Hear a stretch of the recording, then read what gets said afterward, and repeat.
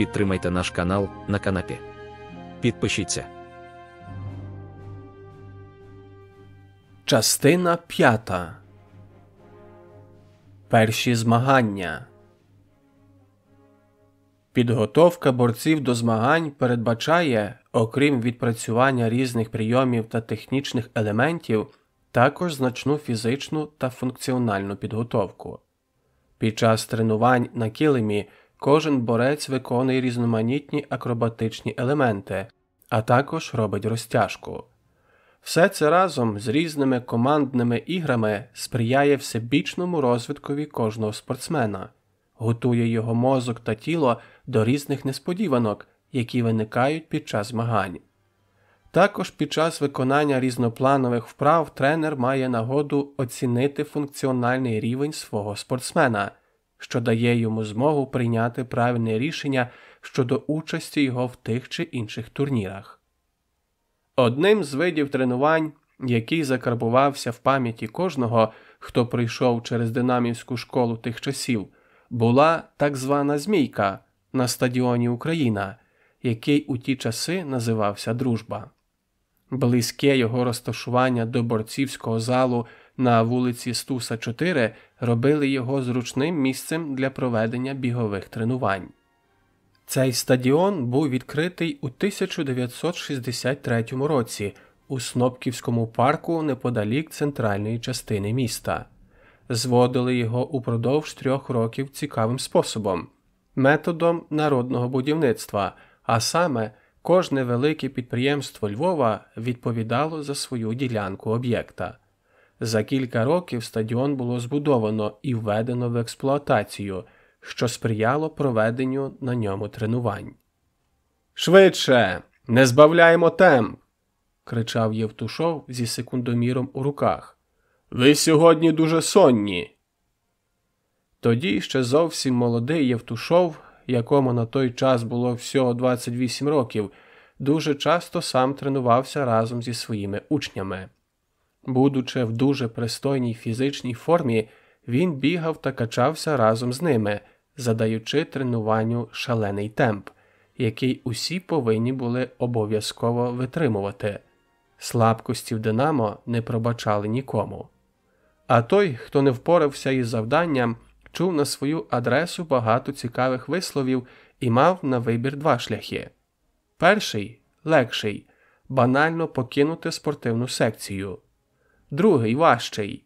І його зазвичай обирала меншість, зціпивши зуби, продовжували тренуватись, щоб рано чи пізно стати в один ряд зі всіма. Михайло Левицький обрав для себе другий шлях – важчий шлях. І робив такий вибір не лише в спорті, а й у житті загалом.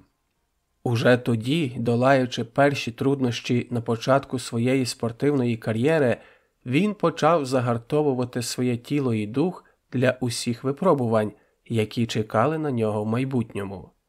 Виснажливі тренування забирали усі його сили та вільний час, але розбудили в ньому азарт. Щоразу, йдучи на тренування, Левицький знав, що Євтушов обов'язково загадає якісь нові вправи та методи заганяти своїх учнів до потемніння в очах, і він сприймав кожне нове випробування як виклик – бій насамперед зі самим собою. Михайло йшов у зал битись, незважаючи на біль, втому, фізичне та емоційне виснаження, полишаючи стіни рідного «Динамо» щоразу трішечки кращим, ніж він туди заходив кількома годинами раніше. Біжучи по кам'яних сходах глядацьких секторів стадіону, щоразу зверху, а потім, пробігши невеличкий прямий шматок знову сходами вниз, і далі, після прямої, знову вверх.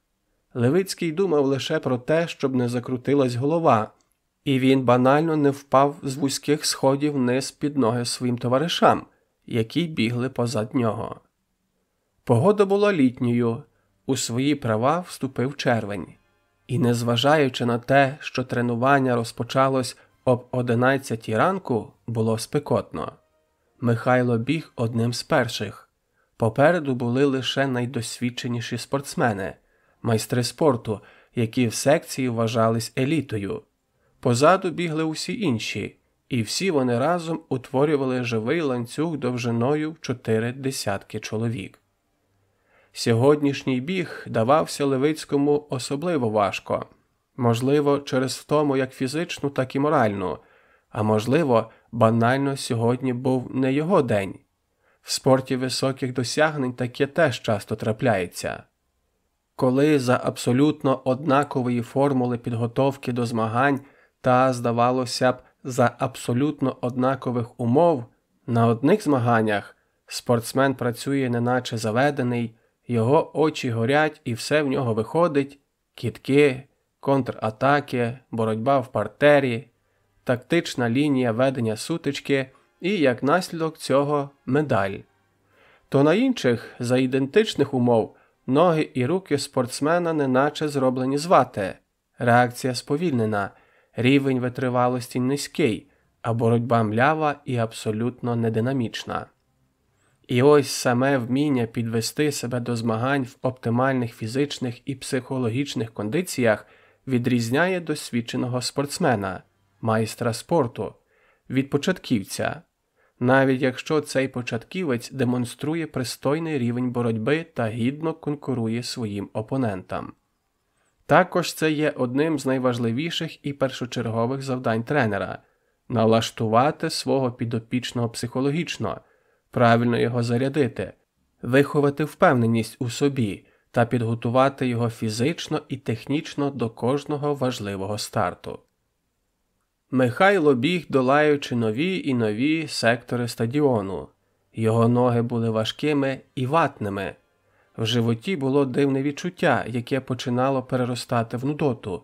Думки в його голові плутались і збивались в якийсь незрозумілий ряд незв'язаних між собою спогадів та ідей, які ще більше втомлювали його. Він чітко усвідомлював той факт, що зараз йому не можна зупинятись, бо пригальмувавши хоча б на мить, він уже не зможе продовжити біг.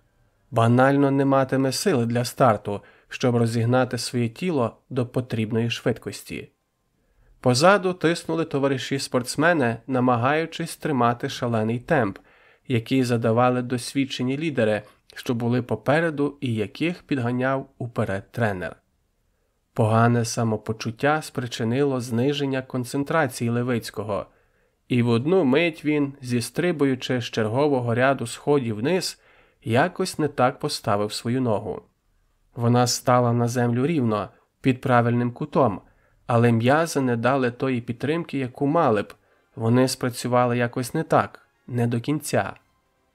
Скривившись від болю, Михайло, кульгаючи, відскочив убік, намагаючись дійти до лавки, щоб присісти, оскільки біль у коліні був дуже сильним, і стояти на обох ногах він не міг.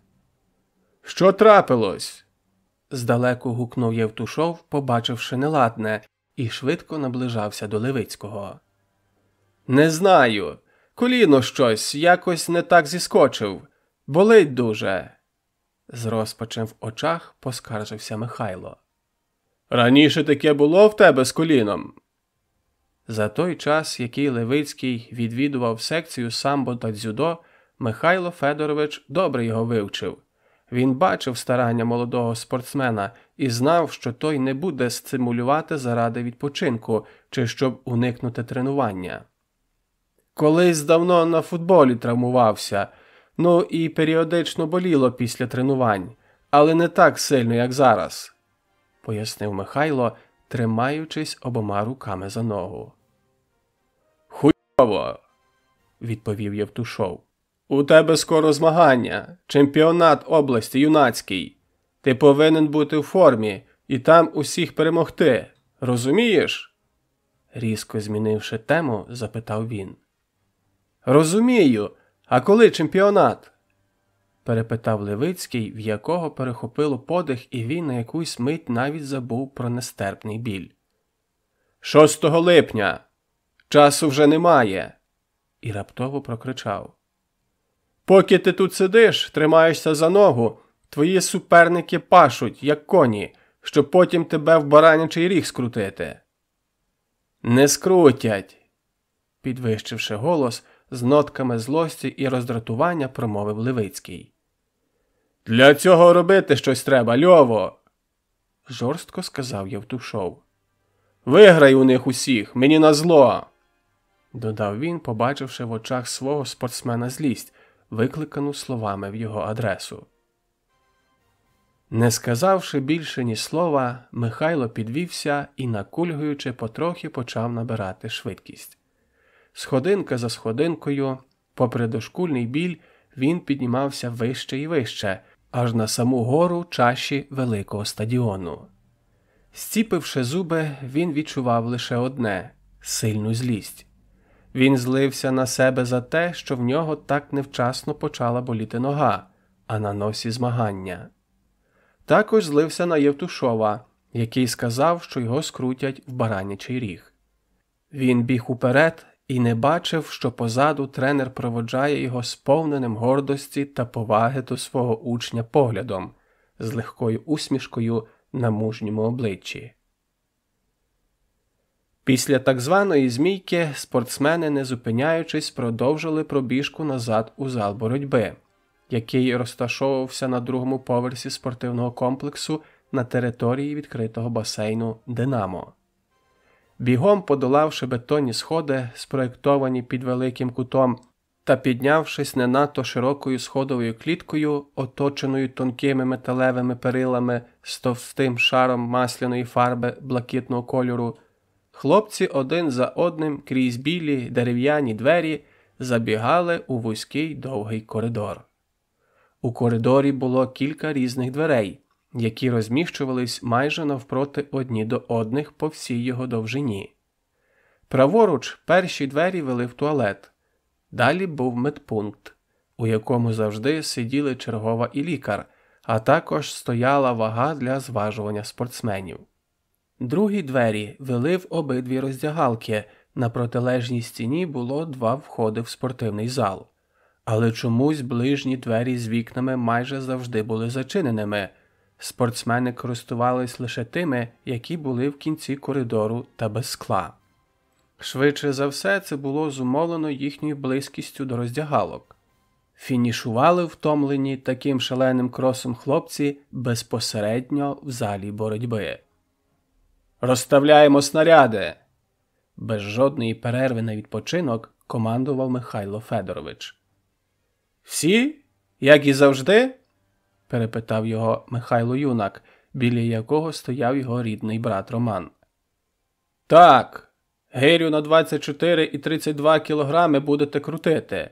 Маятник. Але накиньте на нього 40 кілограм.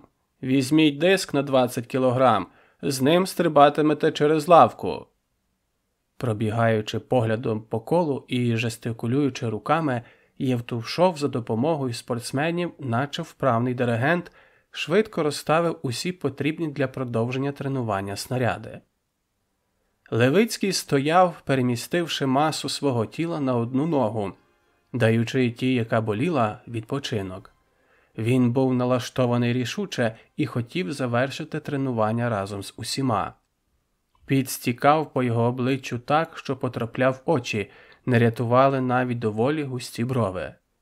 Після завершення такої шаленої пробіжки дехто не мав сил, щоб просто стояти, і намагався шукати місце, де можна присісти. Були й такі, серед найдосвідченіших, яким, здавалося б, це тренування було чимось із серії легкої зарядки. Вони ходили сповнені сил та енергії і скидались на те, що ці титани готові тренуватись увесь день. Саме на них дивився та рівнявся Левицький. Він прагнув стати таким, як вони, та навіть більше. Він хотів стати ще кращим, хоча не уявляв собі, як це взагалі можливо. Десь на рівні підсвідомості він знав, що єдиний спосіб стати найкращим – це більше за всіх тренуватися. Снаряди були розставлені по своїх позиціях. Левицький сів на борцівський килим і взяв у руки канат, який звисав зі стелі. Вилазити на канат потрібно було, користуючись винятково руками, з положення сидячи, часто чіпляючи собі на борцівський пояс гирю 24 або 32 кілограми. Сьогодні тренування по колу йшло в парах. Це означало, що на снаряді спортсмени працювали подвоє, доки перший спортсмен упродовж 30 секунд виконував вправу, інший мав змогу відпочити. Але в деяких вправах брали участь двоє. Це могли бути присідання, взявши свого напарника на млин, або вправи на зміцнення пресу та спини, під час яких напарник мав масою свого тіла зафіксувати ноги того, хто виконував вправу. Левицький у парі зі Соколовим рухались від снаряду до снаряду, яких у пекельному колі налічувалося близько 20. Загалом усі мусили зробити 5 таких кіл, після чого тренування завершувалося. «Ігорю, ти чув, що скоро чемпіонат області буде?» Максимально тихо запитав його Левицький, доки Соколов піднімав маятник, в ролі якого був гриф від штанги з начепленими на один з його країв 2 дисками вагою 20 кілограм. «З дзюдо чи самбо?» З натяжкою в голосі перепитав Соколов, піднімаючи велику вагу. «Самбо! Євтушов казав, що я буду боротись!» відповів Левицький, усіляко намагаючись зробити це так, щоб тренер не побачив, що вони розмовляють. «Мені не казав нічого!» відповів Соколов, поставивши снаряд після команди тренера про завершення вправи. «Може, не планує мене виставляти цього разу?» «Може, ти ж все-таки на 3 роки молодший за мене», подумавши, відповів Левицький. «Ну так», погодився Соколов. Тренувались у посиленому темпі, снаряд за снарядом у тандемі Левицький із Соколовим проходили разом. За час тренувань їхні долоні вкрились мозолями, можна було подумати, що вони працюють на якійсь важкій фізичній роботі в полі чи на будові. «Змучилися?» – раптово голосно запитав Євтушов, звертаючись до всієї групи. «Угу!» – пролунало кілька втомлених голосів. «Нічого! На тому світі всі відпочинемо!» – сміючись, відповів він. «Продовжуємо далі! Темп не сповільнюємо! Ще трохи залишилось і підете додому!» Підганяв він усіх, ходячи між снарядами та уважно стежачи за кожним. Після тренувань спортсмени, хто мав бажання, мали чудову нагоду поплавати у відкритому басейні та засмагати. Таких басейнів на території комплексу було 3. Перший довжиною 50 метрів, в найглибшому місці мав 4 метри глибини. Другий, стрибковий басейн, був менший у довжину, але глибший за першого на цілих 2 метри. Третій був зовсім мілкий і розрахований для купання дітей, хоча мав одну істотну перевагу – дуже теплу, неначе у ванній, воду. Динамівські борці відрізнялися візуально з-поміж інших відвідувачів басейну, які розділяли разом з ними місця на дерев'яних лавах трибуни, під якою розташовувались роздягалки, душові, а також спеціальний захід у басейн, яким користувалися в холодну пору року. Їхні втомлені та потерті килимом і борцівськими куртками обличчя випромінювали впевненість і рішучість, які в них виховували тут із першого дня. Усі м'язи на їхньому тілі дуже добре виділялись та свідчили про регулярні тренування. «Хвилюєшся через змагання?» – запитав Соколов, який сидів на лавочці поруч з Михайлом, розглядаючи пальці на своїх ногах. «Чесно?» – безпосередньо запитав у відповідь Михайло. «Ну, звісно ж, чесно. Для чого мені не чесно?» – здивувався Соколов. «Дуже хвилююсь», – щиро відповів Михайло. «Це ж мої перші серйозні змагання, чемпіонат області, і я не знаю, чи готовий», – задумливо додав він. «Зрозуміло», – Соколов замислився. «Ну, мені здається, тобі нема чого хвилюватись, Міша». «Чому ти так вирішив?» – звів брови Левицький. «Я бачив, як ти тренуєшся», – відповів Соколов у нетипово дорослій для свого віку манері. І як же? На лиці Левицького була іронія. На максимумі і навіть трохи більше. Так само серйозно продовжував Соколов. Ти теж завжди на максимумі працюєш, Ігорю. Відчувши його настрій, Левицький також говорив серйозно. А до чого ти про це раптом заговорив? Мені здається, що найголовніше – це докласти максимум зусиль зі свого боку, зробити усе, що залежить від тебе. Розумієш, Льово? Соколов, не чекаючи відповіді, продовжив. Тоді навіть якщо програєш, не так прикро буде.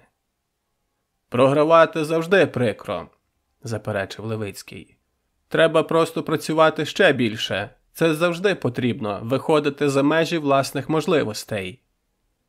Я хилю до того, що тобі не варто хвилюватись, що міг ти вже зробив і продовжуєш робити. А там нехай твої суперники хвилюються, чи вони тренувались настільки ж самовіддано, як ти. Соколов підвівся на рівні ноги. Давай хто швидше пропливе 2 басейни. Туди і відразу назад? Уточнив Левицький. Так. Давай. Дуже часто задля розваги в «Динамо» і в багатьох інших залах практикувалися різного роду спортивні парі. Зокрема, навіть тренер Євтушов любив позмагатись після тренування зі своїми учнями, а особливо часто з Михайлом Юнаком у так званих виходах на рівні руки на гімнастичних кільцях, які висіли в старому залі на вулиці Єфремова. Обоє виконували пристойну кількість повторень, і ніхто не хотів поступатися, змагаючись до останнього.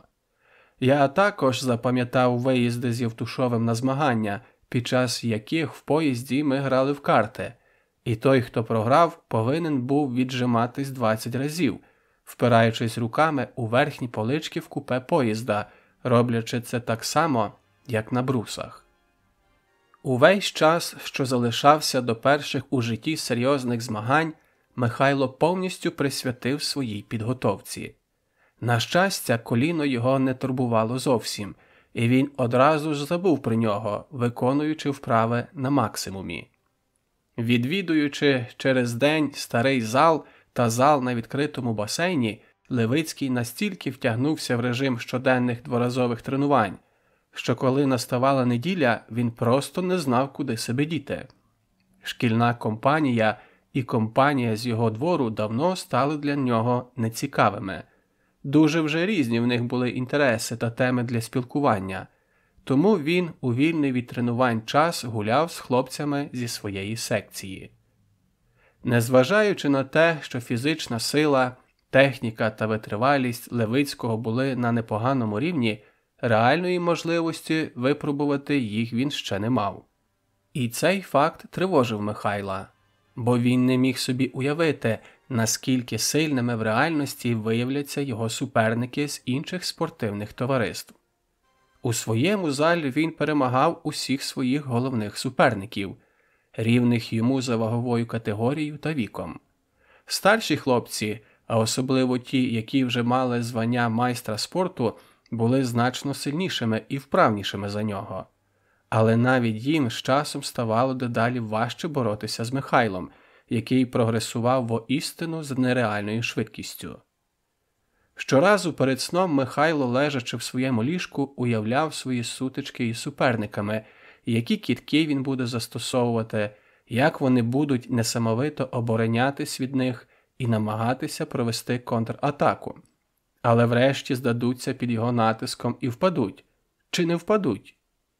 Ось ці думки найбільше тривожили його і відганяли сон, що заважало йому повноцінно відновлюватись після важких тренувань. Однак молодий організм та ентузіазм повністю нівелювали накопичену за час підготовки до змагань втому. Настав день змагань, якого нетерпеливо чекав Михайло Левицький.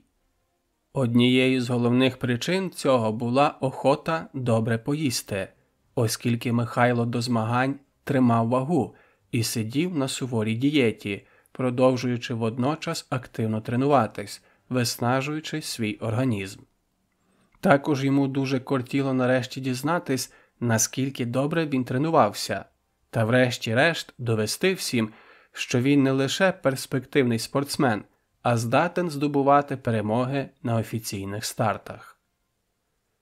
Зважування учасників під керівництвом Михайла Федоровича Євтушова відбувались в залі, де і мала безпосередньо проходити боротьба. Левицький виступав у ваговій категорії до 61 кілограму.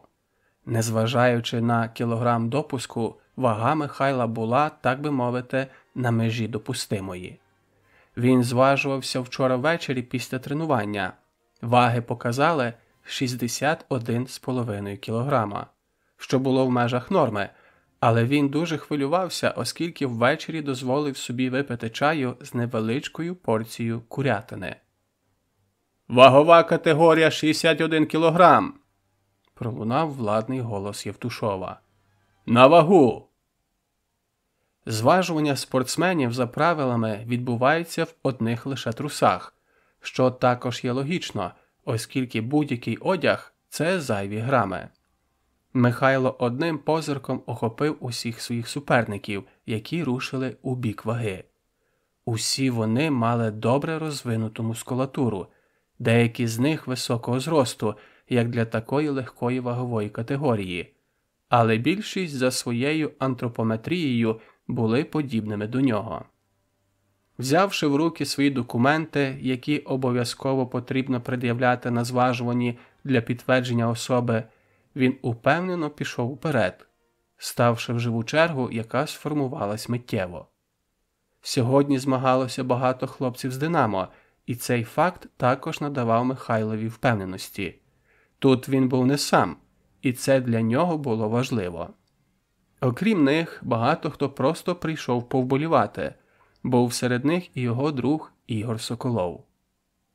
«Давай на вагу!» – сказав Євтушов, коли черга дійшла до Левицького. «Добрий день!» – трохи розгубившись, відповів Михайло і став на вагу, яка показала рівно 61 кілограм. «Норма!» – вголос промовив Євтушов, що теж було згідно з процедурою зважування. «Перегорів?» – запитав він Левицького. «Чому перегорів?» – здивувався той, зійшовши з ваги і підійшовши до секретаря змагань з документами в руках. «Переганяв цілий кілограм!» – голосно сказав Євтушов. «Ти міг важити 62. Запам'ятай, кожен грам – це твоя сила. Переганяв, значить, дарма зменшив її», – сказав він і повернувся до черги. «Наступний на вагу!» Михайло пішов одягатись. До змагань ще було більше години, тому він мав час, щоб перекусити канапками з чаєм у термосі, який йому з собою дбайливо поклала мама. За півгодини до початку перших сутичок усі учасники змагань були в повній бойовій готовності. Деякі з них, стоячи в парах, виконували підвороти на швидкість для того, щоб добре розігріти своє тіло. Деякі бігали по колу, після чого, зупинившись десь збоку, продовжували розминатися. Михайло також був серед них. Він пробіг декілька кіл по краю килима, роблячи ті ж вправи, що і на розминці під час тренування. Збоку здавалось, що він робить звичайну розминку, як і багато разів під час тренувань. Але це було зовсім не так. Ідентифікувавши своїх суперників під час зважування, Левицький пильно стежив за ними. І навіть коли він сам став у пару з хлопчиною зі свого залу і почав виконувати підвороти, однаково продовжував спостерігати. Його ніхто цьому не навчав. Він сам здогадався, на рівні інстинкту, що те, як його суперник розминається, як і, що найголовніше, які підвороти він робить, може дуже багато корисного розповісти про нього. З усієї маси учасників Михайло виокремив декілька чоловік, які виконували свої підвороти швидко, жорстко, з притаманною професіоналам упевненістю та філігранною технікою. Саме на них він сконцентрував усю свою увагу, оскільки решта суперників були для нього явно прохідними. Приблизно за 20 хвилин до початку змагань Євтушов зібрав усіх своїх в одній з роздягалок для того, щоб провести інструктаж та підбадьорити їх. Зіпершись спиною до невеличкого підвіконника, він сказав спортсменам сісти на лавки, які стояли по обидва боки роздягалки. Будучи дуже красномовним, з хорошими ораторськими здібностями тренером, він міг знайти потрібні слова в потрібну мить.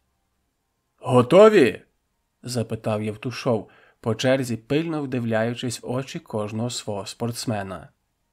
«Так, Федоровичу», – відповіли вони хором не надто впевнено та тихо.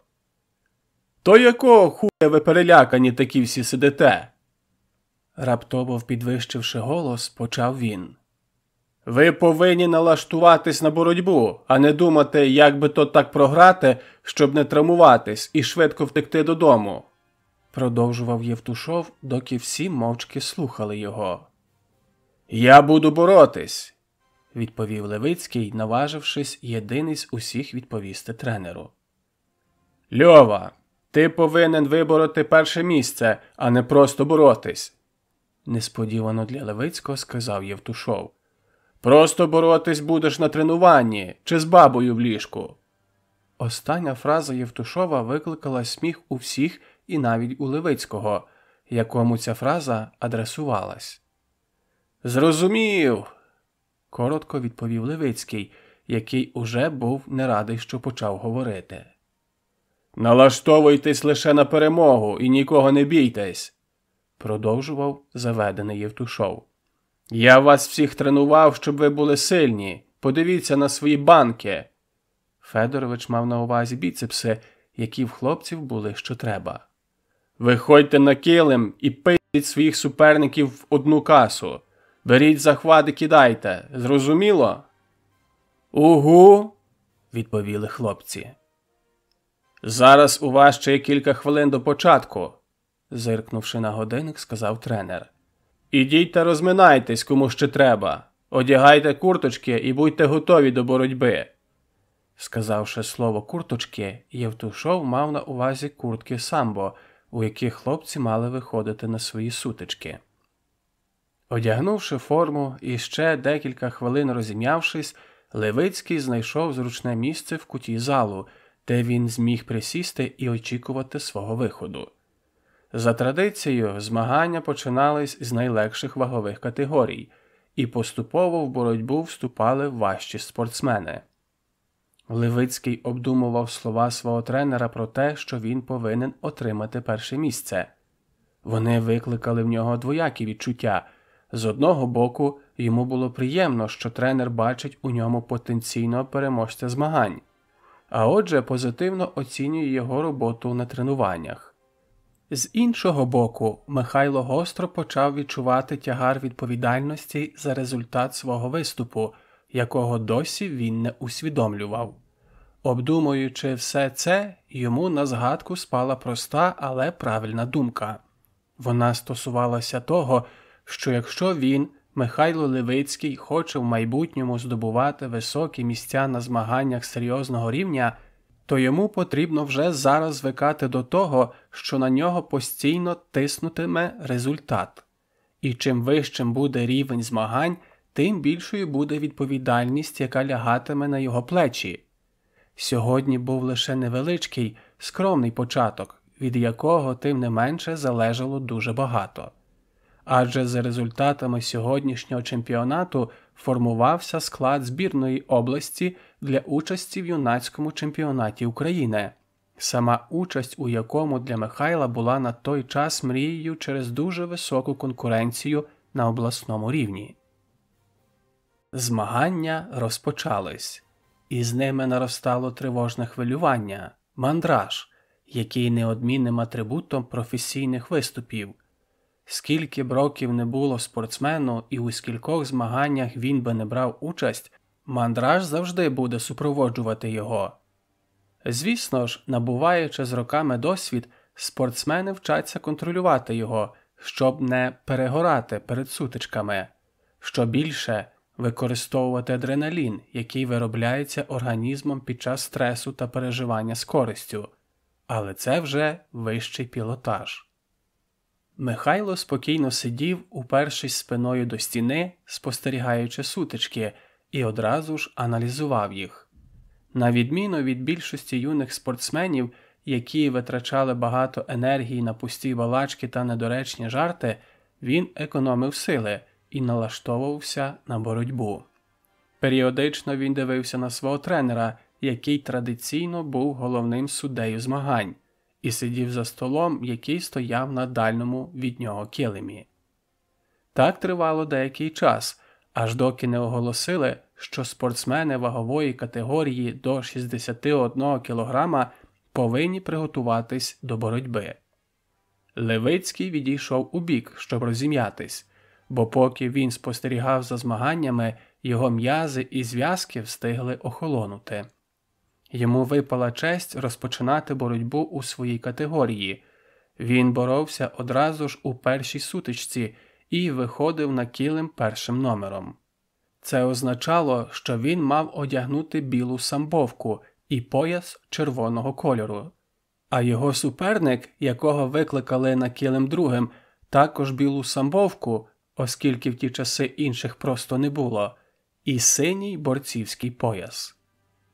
Його серце почало несамовито стукати, а тіло виділяло величезну кількість адреналіну так, що встояти на місці було майже неможливо.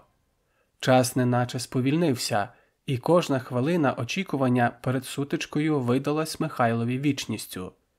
Він хотів якнайшвидше вийти на килим, оскільки очікування зараз було значно важчим за саму боротьбу. Левицький хотів іти в бій і показати все, на що він здатен, звісно, якщо в нього вийде. Невідомість втомлювала його. Він хотів якомога швидше розставити всі крапки над «і», подумки налаштовуючись лише на перемогу. Михайло мав боротись на килимі, де за столом сидів його тренер Євтушов.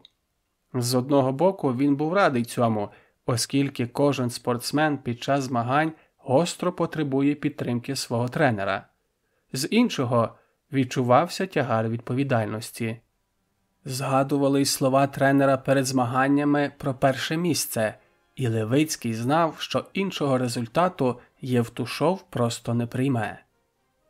На килим номер 2 викликається вагова категорія до 61 кг. Левицький Михайло. Після цих слів Михайло вже не чув ні прізвища, ні імені свого суперника. Частота пульсу зросла настільки, що йому заклало вуха. Йдучи на сутичку, він намагався максимально зберігати спокій та не видавати свого хвилювання. Збоку Михайло виглядав цілком нормально, хоча всередині бушував справжній ураган з емоцій, змішаних з думками, які з блискавичною швидкістю в хаотичному порядку змінювали одна одну. Рішуче ступивши на килим, він подивився в очі своєму супернику, який стояв навпроти. В його очах читався страх, і Левицький одразу побачив це. Суддя подав команду спортсменам вийти на середину та потиснути руки. Це є невід'ємною процедурою перед кожною сутичкою самбо, яка символізує взаємоповагу та відсутність ворожості між суперниками. Пролунав свисток арбітра. Боротьба почалась. Михайло одразу взяв ініціативу у свої руки, першим схопивши зручний для себе захват. Відтіснивши свого суперника на край килиму, він був готовий до проведення атаки, але відчув неймовірну скутість у своєму тілі. Його ноги і руки, здавалося, були налиті свинцем, і від цього стали важкими і повільними, а його рухи були в'ялими і невпевненими. Через це він не наважувався на атаку, лише витісняв свого суперника за червону зону кола, імітуючи намагання підсічки. Така тактика швидко дала свої плоди. Пролунав свисток, і суперники розійшлись кожен у свій бік. Арбітр спеціальним жестом руки продемонстрував, що суперник Михайла отримує попередження за пасивне ведення боротьби. «Дивись сюди!» раптово почув Левицький і повернувся на голос Євтушова. «Походи ще трохи, продихайся, відчуй суперника!» – кричав він, сидячи за столом. «Ти чуєш мене?» Левицький ствердно кивнув головою. «І не затягуй! Бери, кидай його!» Євтушов завівся, було видно, що він хвилювався за результат цієї сутички. Свисток арбітра, і сутичка продовжилась. Михайло знову виграв свій захват, що дало йому перевагу. Він продовжував використовувати перевірену тактику, заганяючи суперника на край килиму, систематично розсікаючи йому ноги жорсткими підсічками з обох боків. Такі дії не могли лишитися непоміченими, і через деякий час сутичка була зупинена. Суперник Левицького отримав друге зауваження. Михайло мав у голові чіткий малюнок і план своєї боротьби, який себе виправдовував.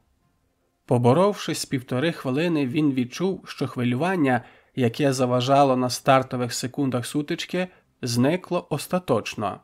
Він розігрівся і продихався, тепер можна було починати. «Міша!» – кричав йому Федорович. «Чого ти чекаєш?» Євтушов, який вимагав від своїх учнів яскравої боротьби з великою кількістю атак та кидків, був явно незадоволений тим, що Левицький досі ще не здобув дострокову перемогу над своїм суперником. «Зараз!» – прошепотів Михайло, глянувши на свого тренера. Коли суперники зійшлись на килимі знову, Левицький почав іти на свого суперника, провокуючи його на контрнаступ. Розуміючи, що в нього вже є в пасиві 2 зауваження, суперник з великим завзяттям, не маючи ані нормального захвату, ані якогось плану дій, пішов в атаку, неначе розлючений бик. Саме цього чекав Михайло. Різким рухом руками, тримаючи захват, він смикнув свого суперника на себе і трішки вбік. Одразу з цим рухом він миттєво провалився під ним, ставши на одне коліно і викинувши одну ногу вперед, роблячи йому свій коронний так званий бичок, який за технікою виконання є дуже схожим до кидка так званого млин з колін, який Левицький також любив виконувати. Нічого не зрозумівши, суперник з гарною амплітудою перелетів через Левицького на повну спину. Арбітр сутички показав оцінку 4 бали. Для дострокової перемоги Михайлу потрібно було заробити різницю 12 балів. Тому він одразу взяв свого суперника на утримання. Втримавши його на спині, він заробив ще 4 бали. І одразу, не даючи оговтатись і так вже деморалізованому супернику, перейшов на больовий прийом, реалізувавши його. Суперник здався, бо не хотів, щоб йому зламали руку, а Михайло переміг достроково ще до закінчення основного часу боротьби. За тодішніми правилами самбо попередні сутички тривали по 6 хвилин, півфінали – 8 хвилин, а для виявлення сильнішого у фінальних протистояннях виділялось повних 10 хвилин. Дещо згодом, а саме на початку 80-х років, був короткий проміжок часу, коли сутичка тривала 8 хвилин і була розділена на 2 періоди, по 4 хвилини з перервою в 1 хвилину між ними. Так тривало недовго, і було це зроблено з конкретною метою – перевести у майбутньому самбо в олімпійський вид спорту та ввести його в програму проведення Олімпійських ігор.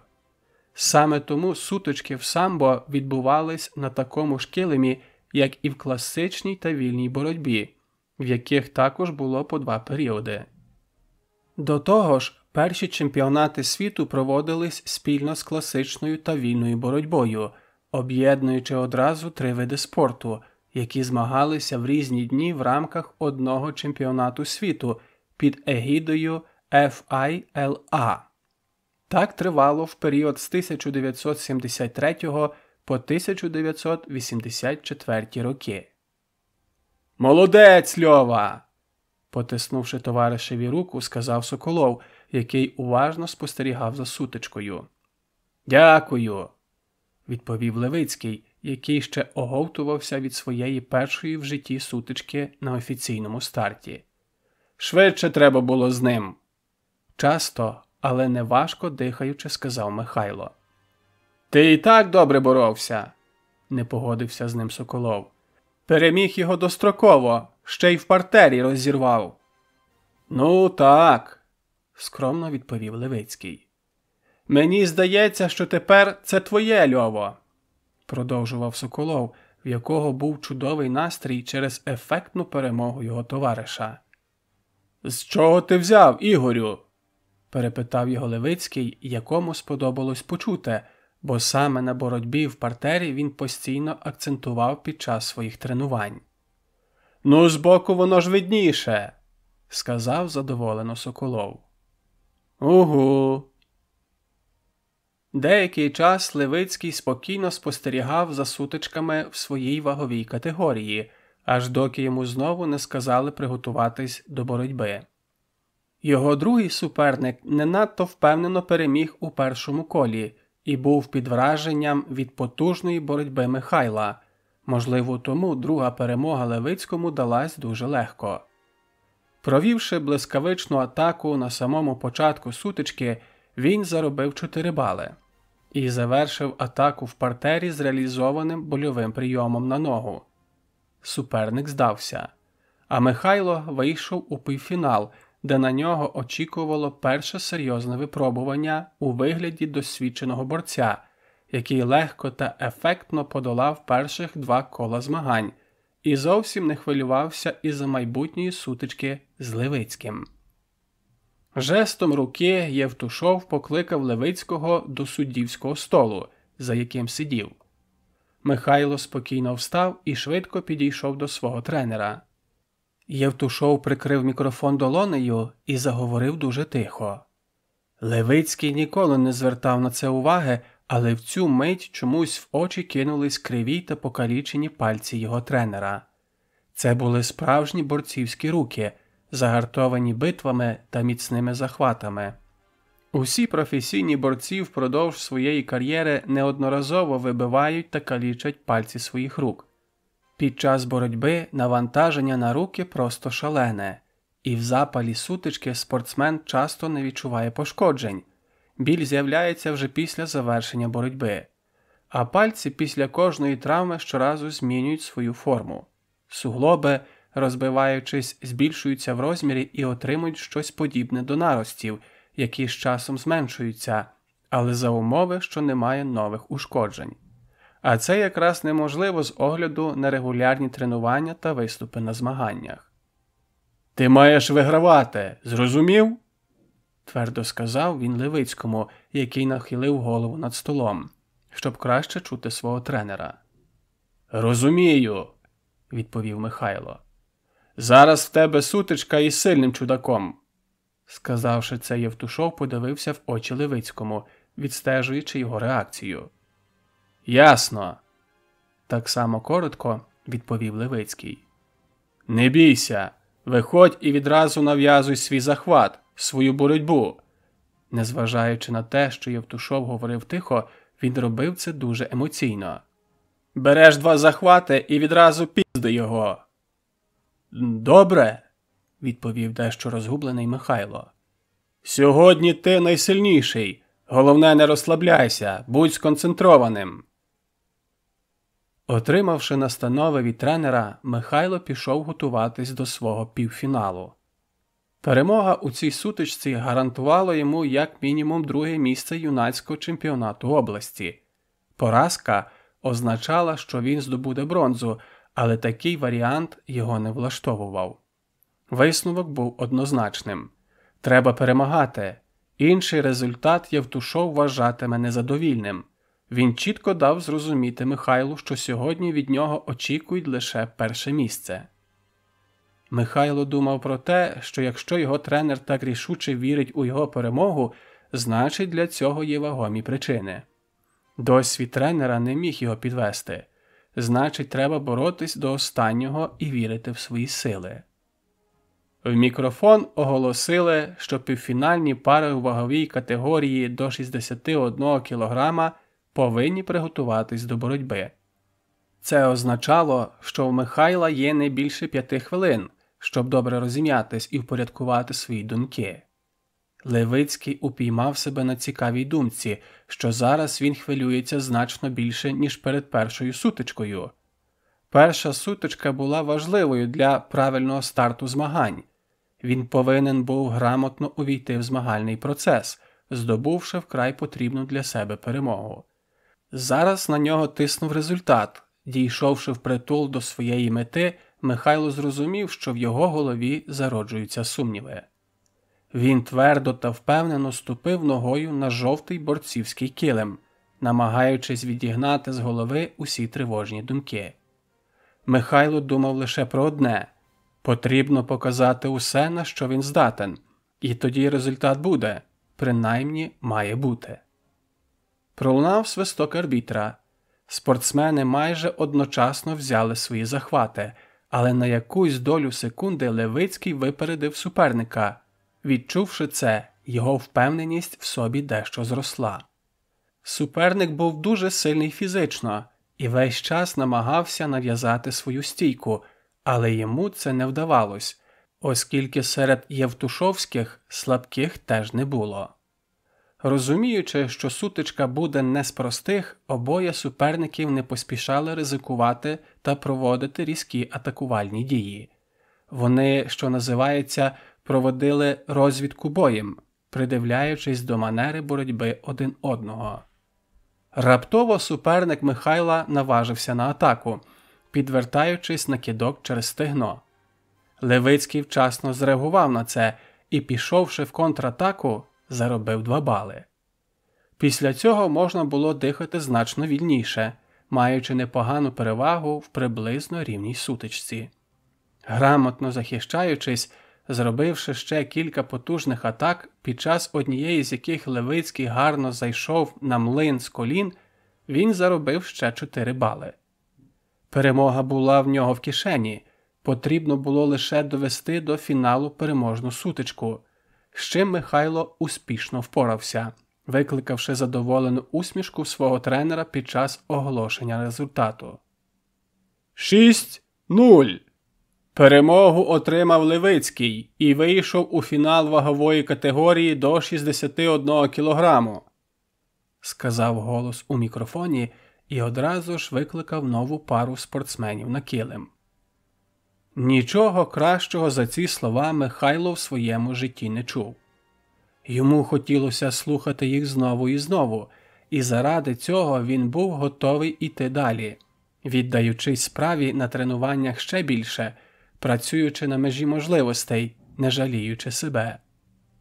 «Ну ти, Льова, красава!» – обіймав його Соколов. «Дивись, який Євтушов задоволений!» Кивком голови він вказав у бік суддівського столу. «Рано ще радіти!»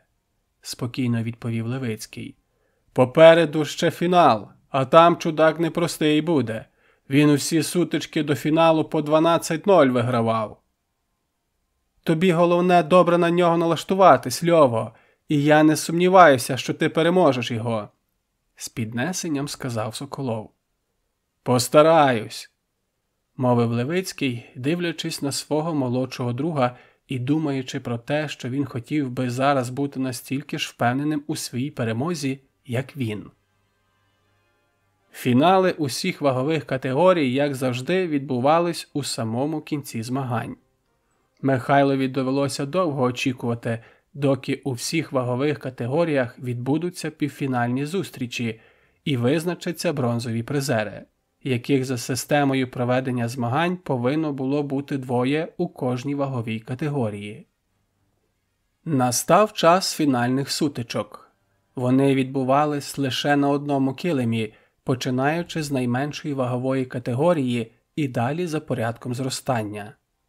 Ясна річ, головним за суддівським столом був Євтушов, який керував усім процесом залізною рукою. Періодично даючи жорсткі коментарі прямо в мікрофон, абсолютно не звертаючи уваги на повний зал людей, які прийшли подивитись на боротьбу. Все мало бути чітко. В іншому разі Михайло Федорович одразу це упереджував, не роблячи різниці між своїми та чужими. Робота та дисципліна для нього були завжди на першому місці, і до такого ставлення до тренувального процесу він з першого дня привчав усіх без винятку своїх учнів.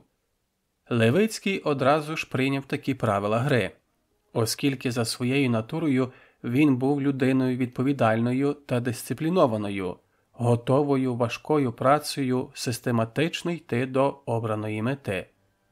Боротьба була улюбленою справою усього його життя, тому жорсткі правила та обмеження, які діяли в секції «Динамо», не створювали для нього ніякого дискомфорту, а навпаки, стимулювали до самодисципліни.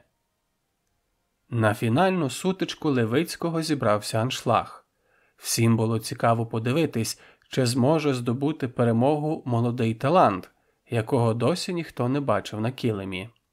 Глядачі жваво обговорювали попередні сутички Михайла та його суперника, говорили здебільшого хороше, що не могло не тішити Левицького, який все чув, і тільки деякі були налаштовані скептично. Цей скептицизм лише додавав мотивації до перемоги, аж ніяк не навпаки. Настав час виходити на фінальну сутичку. Глибоко вдихнувши, Михайло впевнено вийшов на килим. Буквально на мить він глянув на свого тренера. Їхні погляди зустрілись. Та впевненість, з якою дивився тренер, передалась Михайлові. В цю мить він відчув, що в ньому не сумніваються, що в нього вірять. Отримавши заряд впевненості та енергії, Левицький був налаштований рішуче. Він хотів діяти. Сутичка почалась динамічно з атаки Левицького. Суперник не без проблем уникнув його кидка, перемістившись у партер. Михайло не відпускав його і там продовжував атакувати, чим збив з пантелику досвідченішого опонента, який у своєму житті вже кілька разів ставав чемпіоном області та брав участь у змаганнях вищого рівня. Сутичка тривала, і вже в стійці Михайло трохи легковажно поставився до атаки суперника, зреагувавши на неї в останню мить, і втратив 1 бал. Він програвав, і такого в нього ще не було. Одразу він почав гостро відчувати, що час сутички пришвидшився, і вона невпинно йде до завершення та його програшу. З'явилось хвилювання, яке спричинило деяку хаотичність в його атакувальних діях, чим одразу ж скористався суперник, заробивши ще 1 бал. Пролунав свисток. У сутичці настала невеличка пауза, під час якої суддя дав команду учасникам поправити свою розхристану під час боротьби форму. Левицький мав декілька секунд, щоб відпочити та обдумати стратегію. «Міша, дивись сюди!» – покликав його Євтушов, і Левицький озирнувся на звук його голосу. «Зберись! В тебе ще цілих 4 хвилини є! Борись, йди в атаку! Не бійся!» Потрібно було вирішувати, як врятувати сутичку. Часу на це було достатньо, і рішення знайшлося. Ситуацію врятував партер, який із самого початку тренувань подобався Михайлові та був його рідною стихією. Отримавши нагоду, він відразу скористався нею, провівши больовий прийом на руку. Крикнувши, суперник здався, і після свистка продовжував триматись за руку. Під аплодисменти здивованої публіки Михайло підвівся на рівні ноги. Він чув позитивні вигуки своїх товаришів із залу, чув, як говорили між собою люди. Глянувши на тренера, він побачив усмішку на його обличчі. Суддя підняв його руку, а голос відчеканив, що у ваговій категорії до 61 кілограму переможцем став Левицький Михайло. Усіх чемпіонів та призерів змагань вишикували на нагородження. Михайло за час, який минув з його фінальної сутички, встиг відпочити та усвідомити той факт, що він тепер носить титул чемпіона Львівської області. Усвідомлення того, що важка і часом дуже рутинна праця в спортивному залі принесла свої плоди, тішила його самолюбство, а в голові вже зріли нові дуже амбітні плани.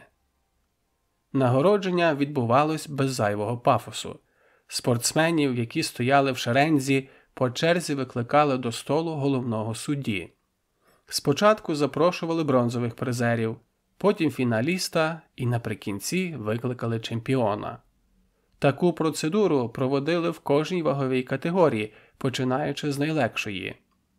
Черга дійшла до Михайла, і він швидким, але впевненим кроком пішов до столу головного судді змагань. «Мужик!» – неголосно, потиснувши йому руку, сказав Євтушов. «Дякую!» – дуже скромно відповів своєму тренеру Левицький. «Вітаю!» – вже голосно сказав Євтушов і вручив Михайлові грамоту, окрім якої інших нагород чи призів на змаганнях передбачено не було.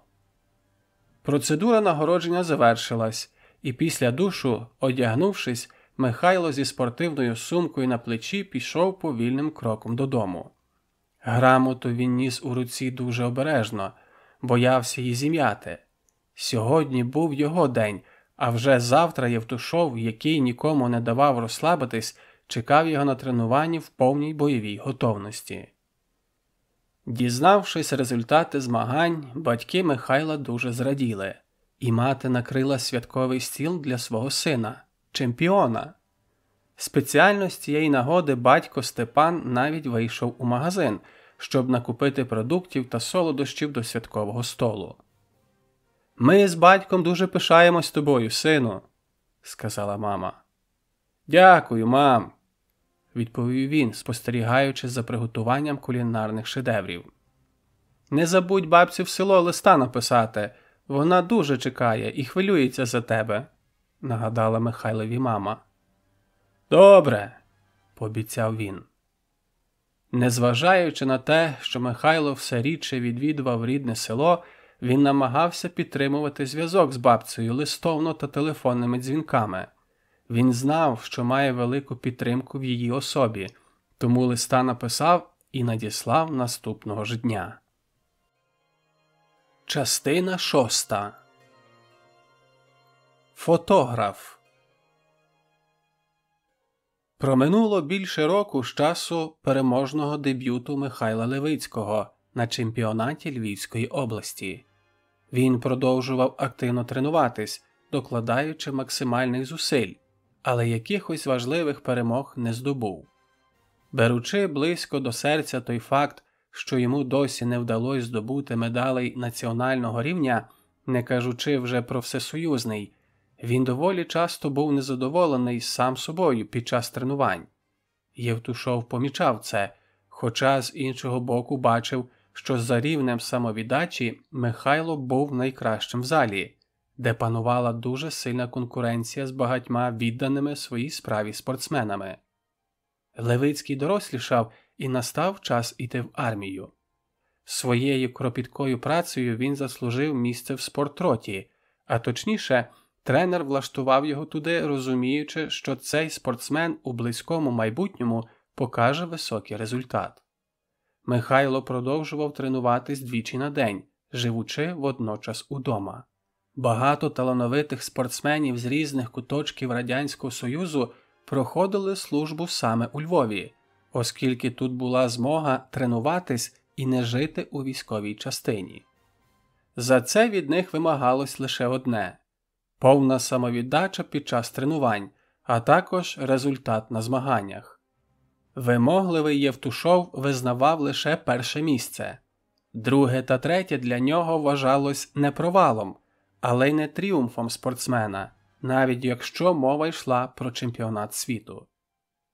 Тривало чергове тренування в залі на відкритому басейні «Динамо», де на початку весни було доволі прохолодно через величезні вікна майже по всьому периметру прямокутного залу, що робило його віддалено схожим на акваріум. Хоча, з іншого боку, завдяки цим вікнам зал був світлим. Новий 1971 рік у Михайла почався не надто успішно. 24 січня він уперше виступав на спартакіаді Львівської облради «Динамо» серед молоді, посівши там друге місце. А вже 19 лютого знову став другим в особистій першості області з боротьби самбо серед юніорів. Зважаючи на те, що навіть у межах області, а особливо серед дорослих, в різні роки була дуже серйозна конкуренція, в кожній ваговій категорії виступали майстри спорту, переможці та призери національних чемпіонатів, а інколи навіть чемпіони та призери Європи та світу. Результат був непоганим. Але не для Михайла та його тренера. Для них існувало лише одне місце, за яке варто було змагатись, і воно було на самій вершині. «Чуєш, Коля, що це за мужик прийшов, з тренером розмовляє?» – запитав пошепки свого напарника Левицький. «Зараз гляну». Зімітувавши підсічку, Коля Шип помінявся з Михайлом місцями так, ніби це відбулося під час відробляння прийому, професійно і невимушено заскочив на місце, на якому щойно стояв Левицький. «Не знаю, Льово, вперше його бачу, а що?» – здивувався він раптовому інтересу Михайла. «Він з фотоапаратом. Цікаво, кого він прийшов знімати?» Уважний до деталей Левицький відразу побачив невеличку фотокамеру в руках того чоловіка. «Я думаю, що когось зі старших, з майстрів спорту. Ну не тебе ж, Льово!» – додав Шип. «Нічого, Коля, колись він і мене прийде фотографувати. Буде час, багато їх таких сюди буде ходити», – цілком серйозно пообіцяв Михайло. «Може і так, Льово, хто його знає?» Як і передбачалось, чоловік середнього зросту з коротким чорним волоссям, завершивши розмову з тренером, роззувся і вийшов з фотоапаратом на килим. Фотографував він майстрів спорту та лише найдосвідченіших і найтитулованіших спортсменів. Брати Михайло та Роман Юнаки також потрапили під приціл його камери. Його неочікувана поява спочатку спровокувала деякі смішки та жарти з боку спортсменів, але вони швидко припинились, і всі продовжували тренування, як ні в чому не бувало. Фотограф намагався спіймати яскраві моменти кидків, а також емоції спортсменів під час тренування. Фото були потрібні для статті про секцію самбо і таланти, яких тут підготували за роки їх існування. Походивши по килиму близько 20 хвилин, він підійшов до тренерського столу, за яким на дерев'яному стільці сидів Михайло Федорович. «Ну, ніби все», – сказав фотограф. «Усіх, кого було треба, я сфотографував». «Добре», – коротко відповів Євтушов, який у цю мить розглядав якісь папери. «Я тоді буду збиратись потрохи. Цікаві кадри для статті в мене є». «Зачекайте», – неочікувано для фотографа сказав тренер. «Сфотографуйте ще його!»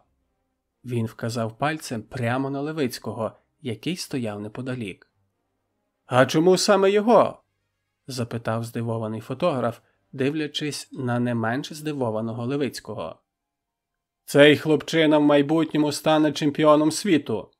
Раптово випалив Євтушов, чим ошелешив усіх. А в самого Левицького аж кольнуло в районі серця і обм'якли ноги. «Це ви так жартуєте?» – перепитав фотограф, якому зовсім не хотілося ставити нову плівку заради кількох знімків невідомого хлопця.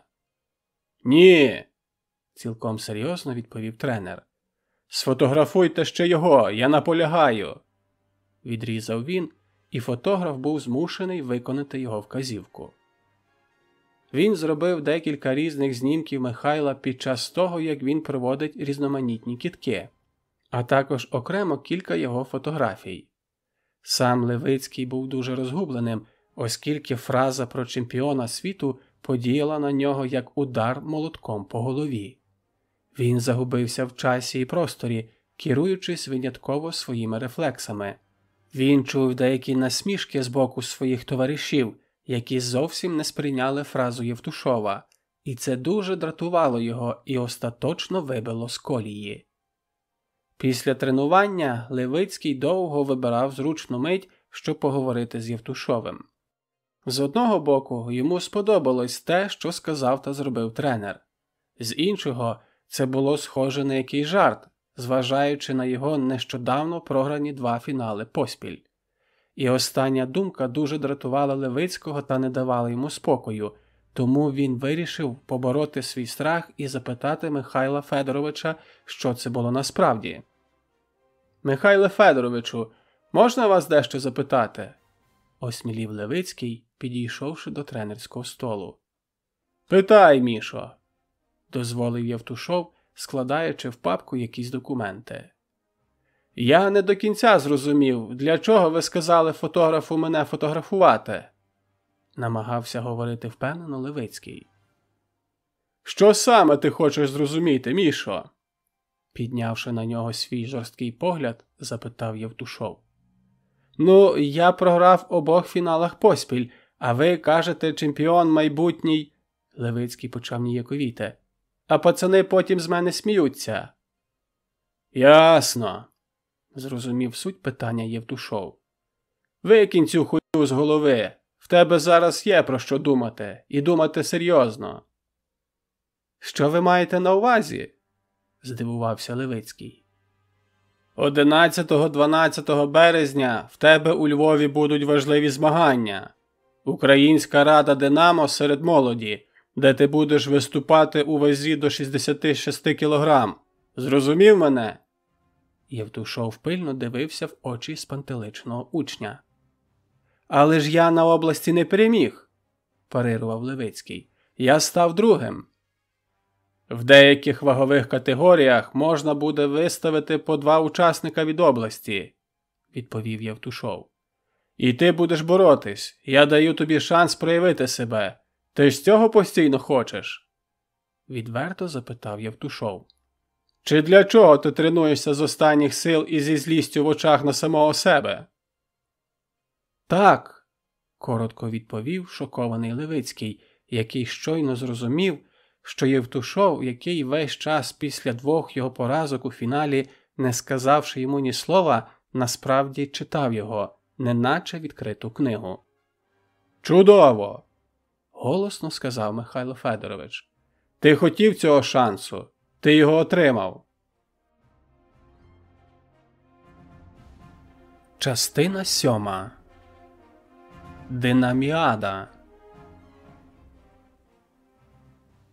Того ж 1971 року у Львові, в приміщенні Динамівського залу на вулиці Фелікса Дзержинського, яка в наші дні має назву Дмитра Вітовського, неподалік парку культури мали відбуватись серйозні офіційні змагання національного рівня. 11-12 березня самбісти-динамівці з усіх куточків України мали визначати найсильніших представників серед молоді в різних вагових категоріях для участі у всесоюзних змаганнях. Турнір такого високого рівня в житті Михайла Левицького був уперше. І такого хвилювання в нього теж ще не було. Він отримав шанс виступити на змаганнях, де можна було по-справжньому проявити себе, показати всім, що він не дарма ходить на тренування, та заслужити повагу інших спортсменів. У цей день серйозні опоненти були не лише в нього. З Одеси приїхав чи не головний конкурент Євтушова по тренерській роботі, з яким проте в них були нормальні приятельські стосунки – Роберт Самвелович Бабаянц. Цей без перебільшення легендарний тренер, який за роки своєї тренерської діяльності підготував 150 майстрів спорту, 15 майстрів спорту міжнародного класу та 1 заслуженого майстра спорту, серед яких 48 чемпіонів України, 8 чемпіонів СРСР, 5 чемпіонів Кубку СРСР, переможець Кубку світу, срібний призер чемпіонату світу, був постійним суперником Євтушова впродовж багатьох років. До того ж, були періоди, коли затятих конкурентів одночасно призначали старшими тренерами збірної України – Євтушова з дзюдо, Бабаянца зі самбо. Тому зайвим буде сказати, що між цими двома сильними та амбітними чоловіками йшла жорстка боротьба, бо обоє хотіли бути найкращими у своїй справі. «Міша!» Підійшовши до краю килима з боку суддівських столів, крикнув Євтушов. «Так, Михайле Федоровичу!» – відгукнувся Левицький і, відірвавшись від розминки, підбіг до свого тренера. «Готовий?» – спитав той, взявши рукою від воріт його борцівської куртки. «Ніби так», – не надто впевнено відповів Левицький. «Що значить ніби, Міша?» Різко перебив його заведений Євтушов, на якого присутність головного конкурента діяла, як червона шмата на бика. «Ми повинні завоювати перше місце!» Тренер зірвався на крик. «Решта все! Хуйня! А хуйні мені не потрібно!» «Ми?» – невпевнено перепитав Левицький. «Так, команда Львівської обласної ради «Динамо», – вже спокійніше уточнив Євтушов. «Ми не маємо права на своєму домашньому турнірі впустити на перше місце одеситів. Це дуже принципове питання». «Тепер розумію», – відповів Левицький, який до цього справді не розумів, про що йдеться. «Треба перемагати, Льова!» Раптом подивився йому в очі Євтушов. «Ти маєш отримати перше місце. Я все прорахував». Євтушов був потужним стратегом, який з математичною точністю, неначе граючи в глобальну шахову партію, вираховував різноманітні комбінації призових місць та різних варіантів жеребу в кожній ваговій категорії задля перемоги своєї команди в загальному заліку будь-яких змагань. Треба віддати йому належне, що в цій майстерності він досяг неабияких висот, щоразу здобуваючи гучні командні перемоги. Чого лише варті два випадки, коли Михайло Федорович з одних лише змагань, Кубок та Чемпіонат України, привіз 9 та 11 новоспечених майстрів спорту відповідно, що за тодішніми мірками є просто феноменальним показником. Багато сучасних тренерів, які в свій час були з ним знайомі, неодноразово наголошували на вмінні Михайла Федоровича бути для своїх спортсменів не лише тренером, а й крутим менеджером та управлінцем, чиї інколи незрозумілі рішення насправді мали набагато глобальніший характер, ніж здавалося на перший погляд. «Ну, я не знаю. Я ж перший раз на таких змаганнях виступаю», – остаточно розгубився Левицький, який знав, що серед учасників сьогоднішніх змагань є спортсмени світової величини. «Що значить «не знаю»?» – неочікувано спокійно запитав Євтушов. «Не знати ти собі вдома можеш. Сюди ти прийшов боротись», – підвищив голос тренер. «Це не твоя справа знати. Я все за тебе знаю. Твоя справа боротись». «Ви хочете сказати, що знаєте, що я можу мати сьогодні перше місце?» – неочікувано твердо запитав Левицький. «Якби я цього не знав, ти б сьогодні тут не боровся», – спокійно відповів йому тренер. «Добре, іди розминайся, скоро будеш боротись», – сказав Євтушов, глянувши на свого годинника, і мовчки пішов. Чим менше часу залишалось до змагань, тим більше розросталась тривога всередині Левицького. Він за звичкою уважно слідкував за своїми суперниками, яких побачив під час зважування. Прохідних варіантів тут не було. Кожен з учасників змагань був досвідченим і вправним спортсменом із жорстким і впевненим поглядом.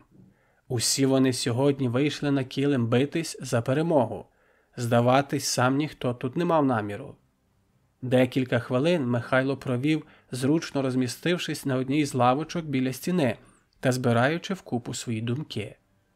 Зосередившись, він прийняв сам для себе декілька ключових рішень. Перше стосувалось того, що він давно мріяв про шанс виступити на таких змаганнях. І ось він тут. Він отримав те, що хотів. Тому зараз нічого було дивитись на своїх суперників, потрібно було показувати себе. А для цього йому просто-напросто потрібно виходити і боротись. Саме боротись, а не відбувати номер чи пасивно стояти в очікуванні помилок суперника. Друге, що усвідомив він, головним його завданням сьогодні є показати свій максимум. А результат, якщо він, Михайло Левицький, на нього заслужив, буде. І нічого йому зараз вираховувати варіанти розвитку змагань, бо для цього в нього є тренер, який сам щойно про це йому сказав. Його завдання – налаштуватись на кожну сутичку і докласти максимум зусиль задля перемоги. Очікування боротьби було нестерпним. Михайло періодично вставав, щоб пройти з одного краю залу в інший, вздовж борцівських килимів.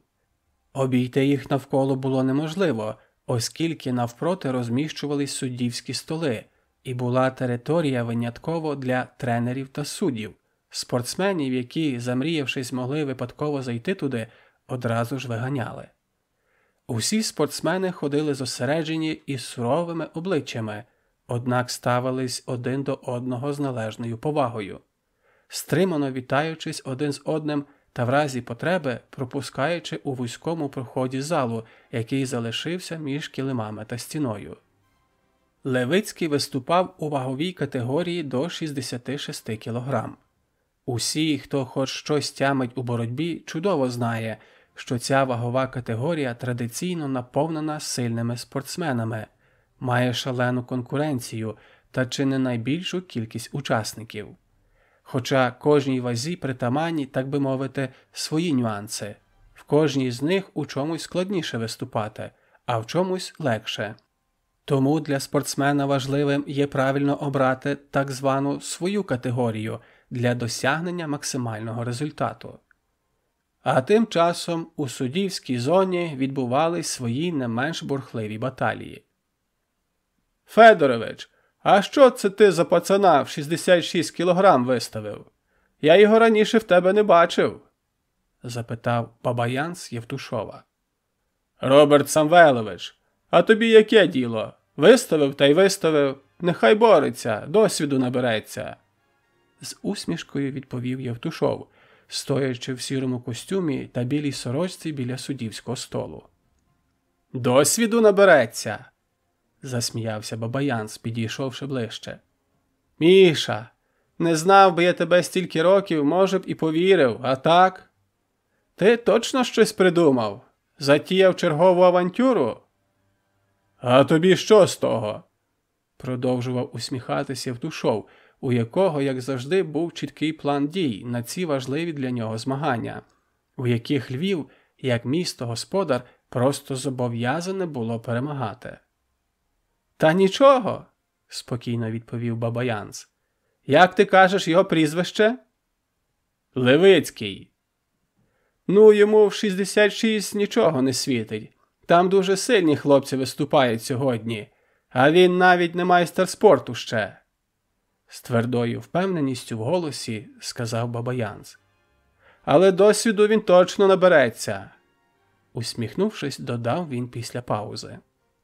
«Набереться, бо стане сьогодні чемпіоном, згадаєш мої слова, Роберте», – стримуючи злість, сказав заведений Євтушов, який дуже не любив, коли хтось говорив щось подібне про його учнів. Однією з тренерських особливостей Михайла Федоровича було те, що він хоч і постійно кричав на своїх учнів, використовуючи триповерхову лайку, проте ніколи не дозволяв комусь сторонньому ображати їх чи говорити про них погано. Не цурався він і помахати кулаками, якщо у цьому була потреба. Його бойовий дух та фізична сила дозволяли йому відчувати себе впевнено і в такій ролі. «Не знаю, що ти в ньому такого знайшов, Міша, але думаю, що ти і сам розумієш, що це неможливо», – правив своє Бабаянц, йдучи до іншого суддівського столу, яких було всього 3, по одному на кожен килим. «Подивимось», – відповів Євтушов, який сам не знав чому, але був переконаний у своїй правоті. Тим часом змагання тривали. І зовсім скоро надійшла черга виходити Левицькому на килим. Він виступав у завершальній сутичці першого кола своєї вагової категорії. З одного боку він отримав змогу побачити перші сутички усіх своїх суперників по вазі. З іншого надто переживав, спостерігаючи за ними. Його викликали на килим другим номером. Ставши на килим обома ногами, Михайло раптово відчув себе не дуже добре. Його ноги, неначе в болото, вгрузли в м'який мат, який знаходився під жовтою покришкою, і він, ступаючи кожен новий крок, робив чималі зусилля, долаючи свій страх перед невідомістю, яка чекала його у вигляді суперника з Івано-Франківська. Він важко дихав, його долоні стали холодними і мокрими, а руки неначе втратили всю свою силу. Ставши навпроти суперника та очікуючи, коли суддя жестом запросить їх обох у центрі намальованого на квадратному килимі червоного кола, він краєм ока побачив зосереджений погляд Євтушова, який підійшов до краю килима з боку суддівських столів та очікував на сутичку з притаманною йому впевненістю. Михайлові трошки відлягло. Він був не сам. З іншого боку килиму він побачив свого друга Ігоря Соколова, який дуже вчасно прийшов дивитись змагання, і йому стало ще комфортніше. Суперники потиснули руки. Михайло відразу відчув міцне рукостискання, і сутичка почалась. Перших 30 секунд були для нього суцільним пеклом. Він ніяк не міг упіймати свою боротьбу, і єдиним завданням для нього було не пропустити швидку атаку. І він впорався з цим. «Активніше, Міша!» – пролунав голос тренера. «Міша, давай!» – одразу ж за ним прокричав Соколов. Левицький міг лише чути їх, оскільки його погляд був сконцентрований на супернику. Вони безцільно пововтузились ще близько хвилини, і суддя свистком, зупинивши сутичку, виголосив обом спортсменам зауваження за пасивне ведення боротьби. «Міша, борись! Хулі ти стоїш?» – кричав йому Євтушов, якого зовсім не влаштовувала пасивна боротьба його учня. «Борись, Міша, не стій!» – знову прокричав Соколов, який також переживав за свого друга. Левицький почав діяти активніше, і під час однієї з атак на самому краю килима провів кидок млин з колін, чим заробив у свій актив 2 бали. Він спробував переслідувати суперника в партері, але той дуже добре захищався і уникнув його результативної атаки. «Молодець, Міша! Атакуй ще!» – гнав його вперед Євтушов. «Тільки не зупиняйся! Атакуй!» Натхнений вдалою атакою, Левицький почав діяти значно розкутіше та жвавіше, чим спровокував суддю свистком зупинити сутичку і дати супернику друге попередження. Це укріпило перевагу Михайла і додало йому впевненості. Ближче до кінця сутички суперник кілька разів пробував атакувати і робив це дуже небезпечно, але Левицький щоразу був трішки швидшим і встигав уникнути атак. А в одному з епізодів, зробивши контратаку, заробив ще 2 бали. Сутичка завершилась, і, почувши фінальний свисток, Левицький відчув, як неначе гора звалилася з пліч. Він переміг. Він рухається далі. Шлях попереду довгий, але поступ триває. «Міша! Якого хуя ти резину тягнеш?» Підійшов до нього одразу після сутички Євтушов. «Але ж я переміг!» – виправдовувався Левицький, який ще не встиг віддихатись, тому його слова були не надто розбірливими і виразними. «Збивай у партер, а там відламуй руку або ногу!» – підвищив голос Євтушов. «Ти вмієш! Це твоя стихія!» «Добре!» – відповів Левицький, який досі важко дихав. «Ти тратиш забагато сил, вони тобі ще знадобляться!» Повчальним тоном продовжив Євтушов. «У партері ти можеш перемагати чисто і швидко. Зрозумів?» «Я вас розумію. Буду пробувати». дуже впевнено і чітко сказав Левицький. «Міша, треба не пробувати, а піздити суперників в одну касу!» Намагаючись максимально налаштувати свого учня на другу сутичку, говорив тренер.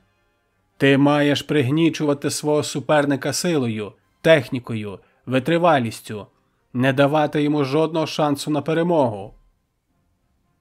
Тим часом у зал сходилось більше глядачів, утворюючи живі ланцюги вздовж килима, і лише деяким з них, які прийшли раніше, дістались сидячі місця на лавочках у першому ряді. Повітря в залі було буквально наелектризоване емоціями, які тут кипіли. Тренери давали емоційні настанови і поради своїм підлеглим. Ті ходили по залу зазвичай мовчки, але похмурі та дуже зосереджені на справі. Михайло присів на свою спортивну сумку біля стіни, подалі від цієї метушні, щоб трішки відпочити та зосередитись на майбутніх протистояннях. До нього підійшов Соколов, який сьогодні через свій юний вік не брав участь і не був сконцентрований, як Михайло, на боротьбі. «Щось ти почав не дуже першу сутичку, Мішо!» В лоб, без зайвого тексту, почав Ігор. «Я знаю, чомусь мандраж такий був, як ніколи!» Спокійно і тихо сказав Левицький. «Ноги ватні, руки трясуться, я тільки на другій хвилині почав трохи в боротьбу входити». «Та я все бачив», – сказав Соколов, який також, як і Левицький, добре відчував та розумів боротьбу. «Може, розім'явся погано?» – запитав він, шукаючи логічне пояснення. «Розім'явся я добре, просто психологічно не очікував, що так сильно результат на мене тиснутиме». Хлопці були друзями, тому говорили відверто. «Я починаю боротись, а в голові в мене тільки одне, що я маю вибороти перше місце. Боюсь пропустити контратаку і стою». «Ясно. Ну таке буває.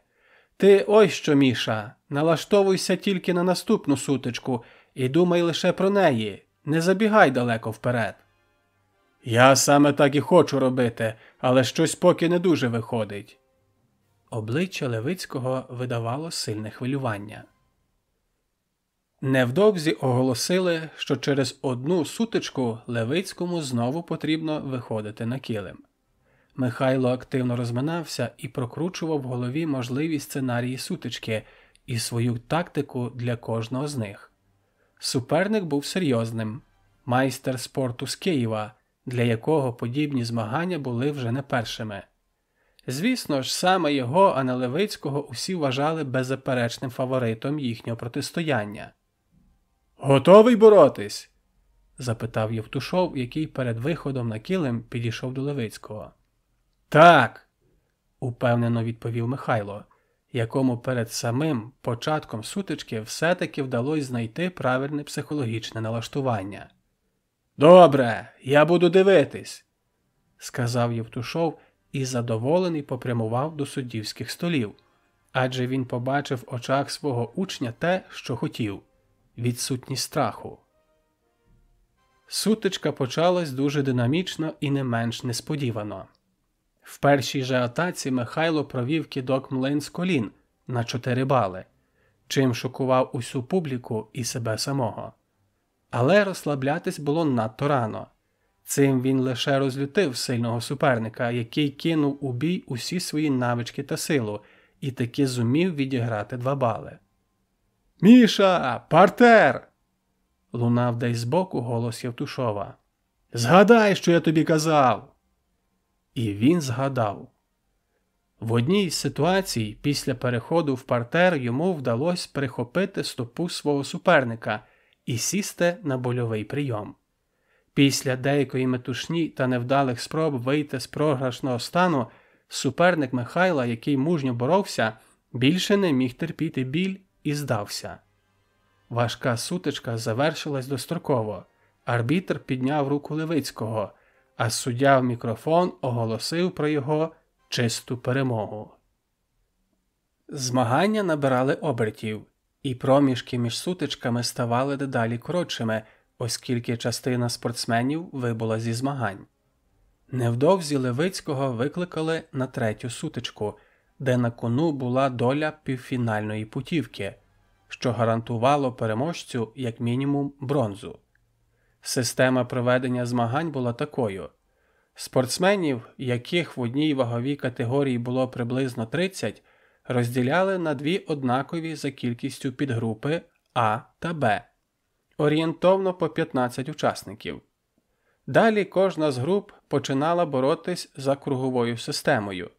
Всі борці по черзі виходили один проти одного і залежно від результату виступу учасникам нараховувались штрафні бали. За чистий програш больовим прийомом або з різницею 12 балів давали 4 штрафних очки. За програш за очками давали 3 штрафних очка. Система проведення змагань була дуже жорсткою, оскільки штрафи нараховувались навіть за перемогу. Здобув перемогу за балами – 1 штрафне очко. Переміг з мінімальною різницею до 3 балів – отримуй 2 штрафних очки. Для того, щоб не отримувати штрафу, потрібно було завершувати сутичку достроково, зробивши супернику больовий прийом або накидати його на різницю у 12 балів, що також вважалося чистою перемогою. Максимум дозволялось мати 6 штрафних очок, тобто після 2 програшів спортсмен вилітав з турніру. Але варто зазначити деякий нюанс цієї системи, коли припускався варіант, якщо учасник, який мав 6 і більше штрафних балів, все-таки продовжував виступати на змаганнях і лише в разі перемоги, отримуючи штрафні бали, але такий спортсмен припиняв участь у змаганнях після першої ж поразки. Така дещо заплутана система тривала доти, доки в кожній підгрупі не залишиться лише 2 спортсменів. Далі по 2 спортсмени з кожної групи зустрічались навхрест. Тобто переможець підгрупи зустрічався у півфінальній сутичці зі спортсменом, який посів 2-е місце в іншій підгрупі. Тому, хто програвав у півфіналі, автоматично діставалось 3-е місце, а переможець боровся у фіналі за золоту медаль з переможцем іншої півфінальної пари. І в цій сутичці Михайло не підвів. Знову больовий прийом і знову на ногу, майже на самому початку сутички, що дало змогу зекономити багато сил, які дуже були йому потрібні для найважливішої частини змагань. Після 3-ї сутички Левицький чисто пройшов 4-ту і, вийшовши в півфінал, мав доволі багато часу на відпочинок та відновлення, оскільки оголосили перерву на 30 хвилин і змагання призупинили. За цей час поправлялись покришки на килимах, де це було потрібно, а судді мали змогу перекусити та випити кави чи навіть чогось міцнішого. Михайло Євтушов також вийшов у буфет перекусити та випити чаю, по дорозі зібравши на 3 хвилини усіх своїх учнів, щоб дати їм нові вказівки, а також сказати, щоб вони вийшли на свіже повітря подихати, оскільки це також було дуже важливо. Кожна дрібниця мала велике значення. В буфеті Михайло Федорович зустрів свого давнього товариша та опонента, який підійшов до нього зі здивованим виглядом. «Михайло Федорович, а ти вмієш таланти знаходити?» «Працюємо, Роберт Самвелович», тримаючи чашку гарячого чаю із задоволеним виглядом, сказав Євтушов. «Ти мене знаєш. Якщо добре, то я скажу, що добре. Вигадувати не стану», продовжив Бабаянц. «Звісно ж знаю, бо я також люблю казати те, що думаю», відповів Євтушов, відсьорбуючи з чашки гарячий чай. «Левицький твій – талант. Скажу відверто. Я думав, що він у першій же сутичці програє». Бабаянц говорив спокійно та впевнено, в притаманній жорстким тренерам того часу манері. «Не хочеш його на дорослому Кубку України в Києві виставити?» – запитав він Євтушова. «Це на тому, який буде 18-21 червня?» Радше для вічливості перепитав Євтушов, оскільки він прекрасно розумів, про який кубок йдеться.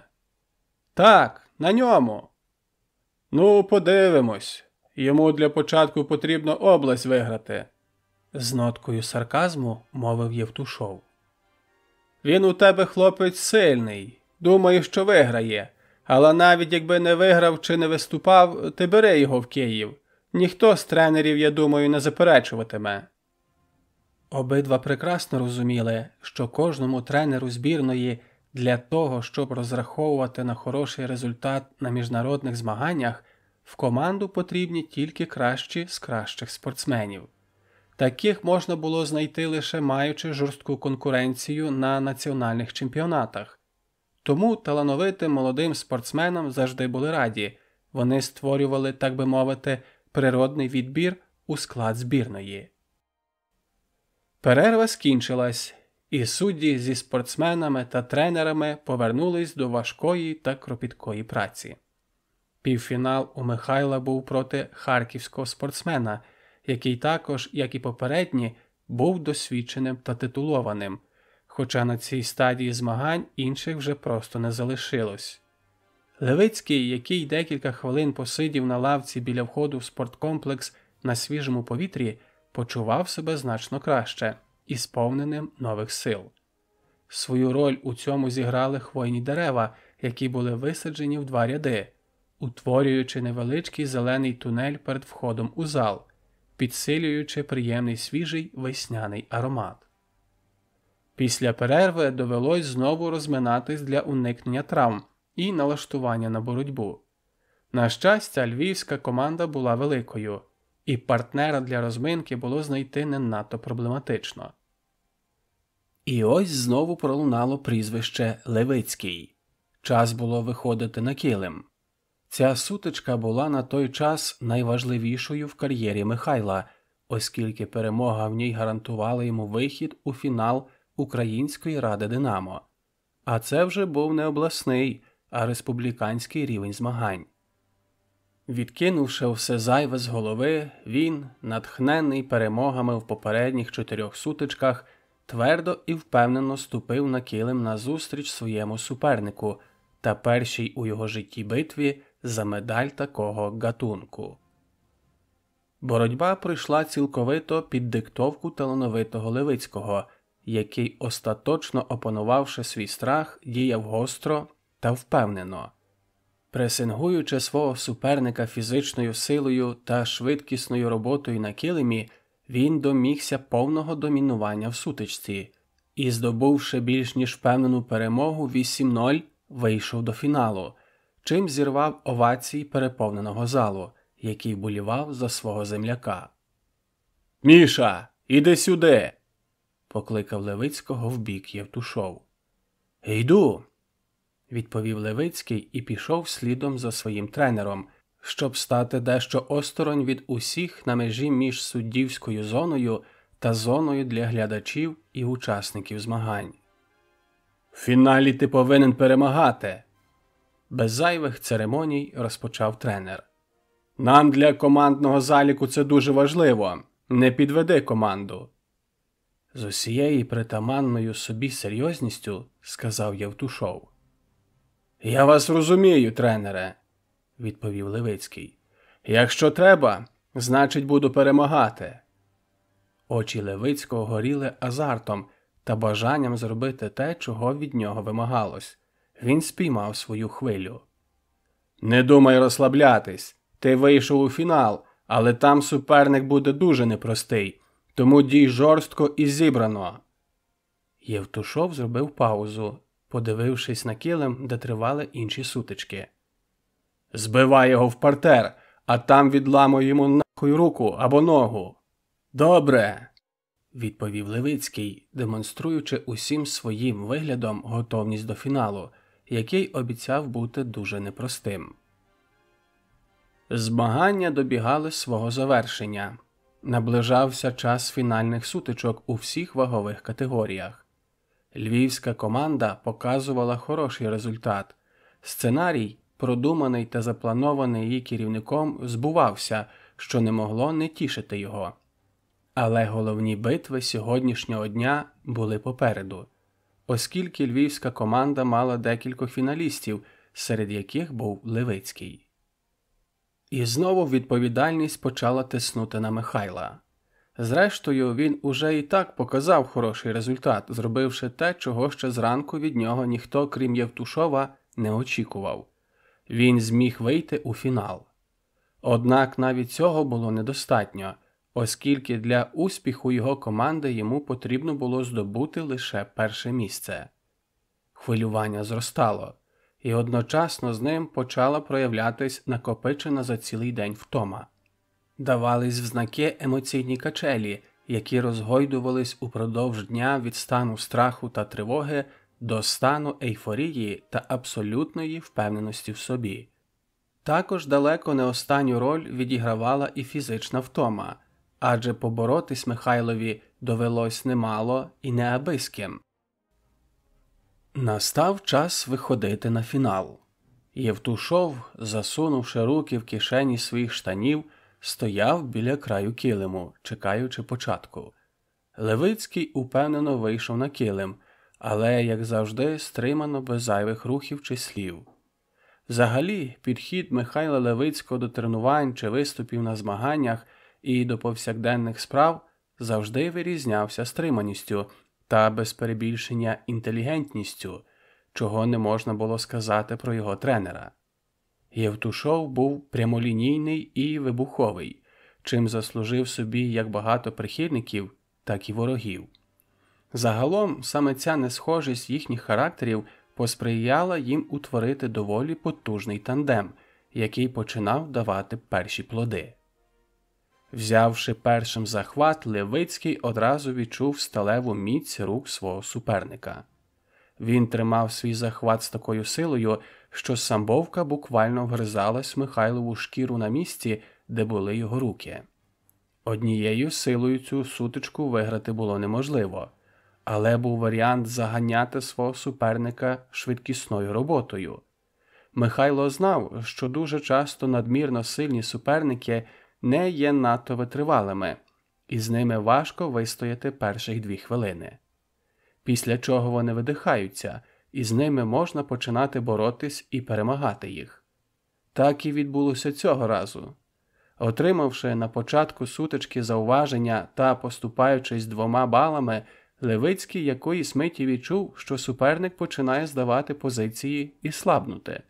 Його атаки ставали дедалі в'ялішими та менш агресивними і небезпечними. Це був вдалий період для того, щоб збільшити темп боротьби до максимуму. Швидко міняючи захвати, Левицький імітував активну боротьбу, роблячи різкі жорсткі підсічки, одразу за якими йшли швидкі та небезпечні підвороти на кидок через стегно, задню або передню підніжку чи підхват. Така тактика почала себе виправдовувати, і дуже швидко Михайлів суперник отримав зауваження, але цього було мало. Левицький програвав за перебігом сутички 2 бали. Після короткої кількасекундної перерви, під час якої він вислухав палкі настанови Євтушова, йому потрібен був бодай один реальний шанс, і він його отримав. Кидок на 4 бали, млин з колін, і у цій сутичці вже перемагає Левицький. Пізніше декілька вдалих атак Михайла збільшили його перевагу ще на 2 бали. Він зробив зачеп, кинувши свого суперника на так званий повний бік.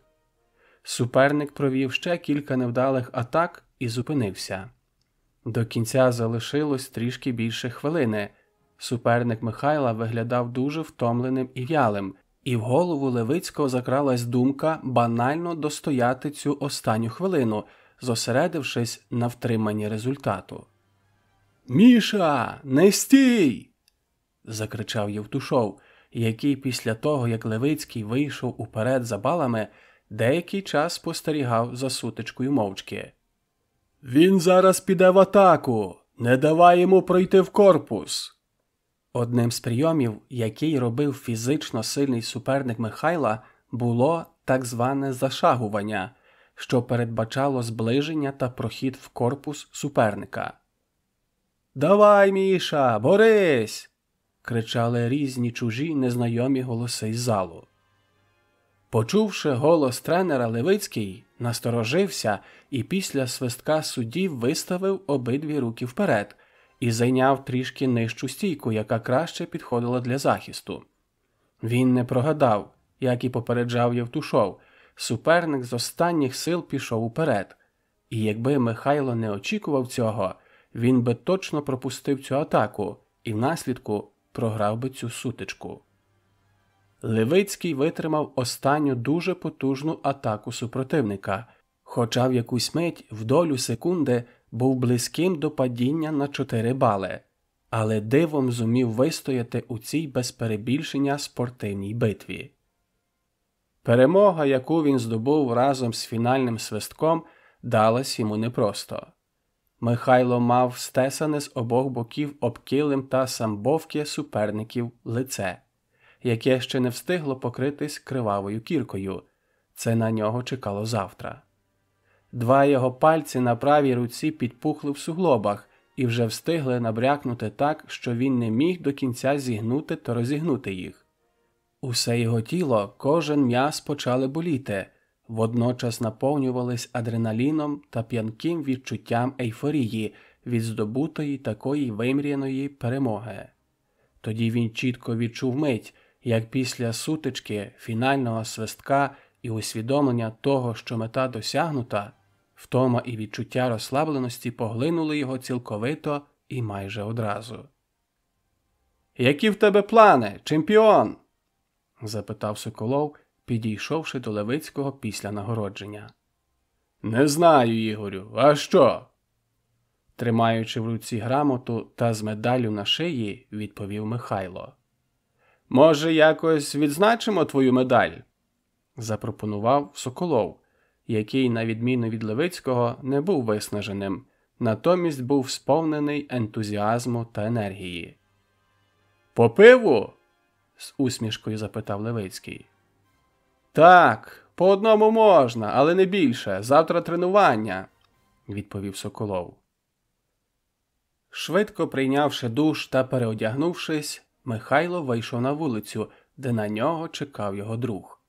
Неподалік був магазин, в якому хлопці купили собі 2 пляшки світлого львівського і рушили у бік парку культури.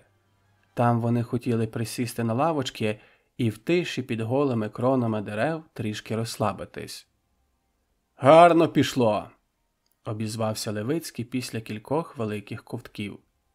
«Ще пак!»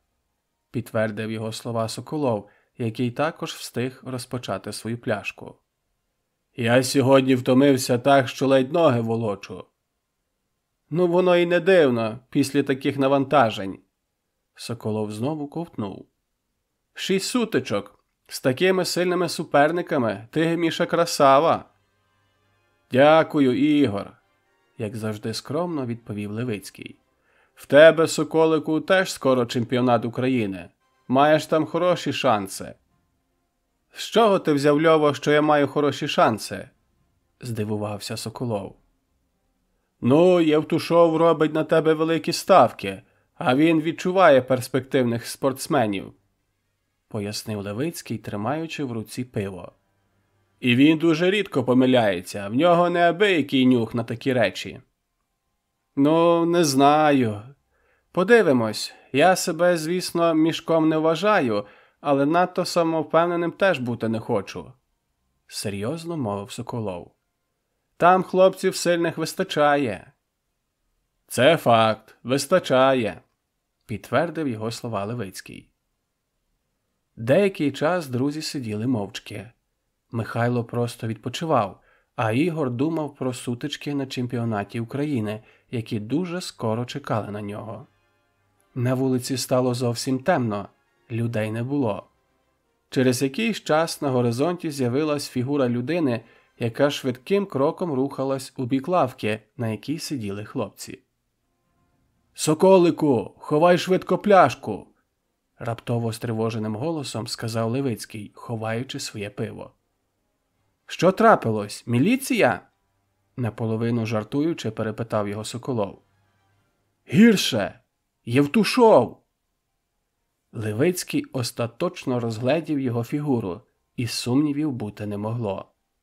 Через паркову алею до них наближався Михайло Федорович. «Бля!» – матюкнувся Соколов, який аж ніяк не очікував зустріти свого сурового тренера з пляшкою пива в руках. Хлопці встигли усе приховати і, вдаючи невимушену розмову, очікували тренера. Він ішов у притаманній собі швидкій та агресивній манері, яка, до речі, була у всьому, за що брався Євтушов. Через кілька хвилин він уже стояв навпроти своїх учнів, підійшовши до них майже впритул. «Що ви тут робите?» – запитав він, дивлячись то на Ігоря, то на Михайла. «Вирішили трохи посидіти і поговорити», – відповів Левицький, якому здавалось, що тренер відчуває запах пива від них і випише їм по повній. «Ясно», – сухо сказав Євтушов. «Міша, ти молодець сьогодні, показав характер». «Дякую, Михайле Федоровичу». «Так, Міша сьогодні красава», – додав Соколов. «Тепер треба, щоб і ти так само виступив, Ігорю». Євтушов перевів увагу на Соколова. «Тому довго тут не сидіть і не пиздіть, а збирайтесь і піздуйте по домам, щоб завтра були на тренуванні без запізнень». «Можна я завтра відпочину?» – запитав раптово Левицький. «Міша!» – витримавши театральну паузу, почав Євтушов. «Знаєш, є такі підкови, які вішаються на стіну, і люди думають, що вони приносять удачу». «Знаю», – відповів Левицький, який зовсім не розумів, до чого тут це. «Так ось, це для ідіотів. Цю підкову не на стіні треба тримати. Її треба прибити до своїх ніг і пахати як кінь, і лише тоді можна розраховувати на удачу». «Розумію», – відповів Левицький, усвідомивши, що на тренування йому таки прийдеться йти, незважаючи на сьогоднішній успіх. «Нічого ти, Міша, не розумієш», – перебив його Євтушов. «У тебе влітку в Києві спартакіада України зі самбо, серед дорослих». Підвищеним тоном виголосив Євтушов. «Тобі треба їхати майстра спорту виконувати, а ти хочеш дома лежати». «Майстра спорту? Доросла спартакіада?» Левицький, який ще не встиг відійти від сьогоднішніх змагань, знову отримав емоційний стрес. «А хуй ти думав, Міша?» – спитав його Михайло Федорович. «Ти молодий, здоровий як бик, тобі треба боротись і показувати результат. І тобі, Соколов, також», – раптово додав він.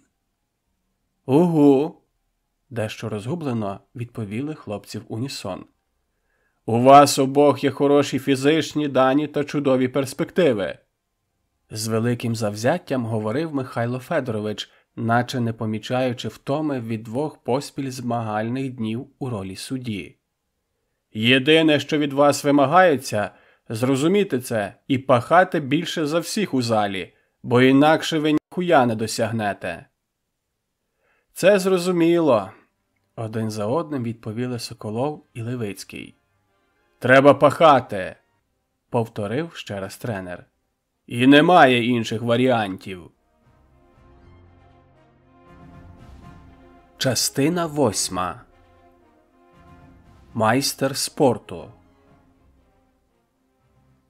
Навесні 1971 року Ігор Соколов став чемпіоном України з самбо серед юнаків у ваговій категорії до 52 кг.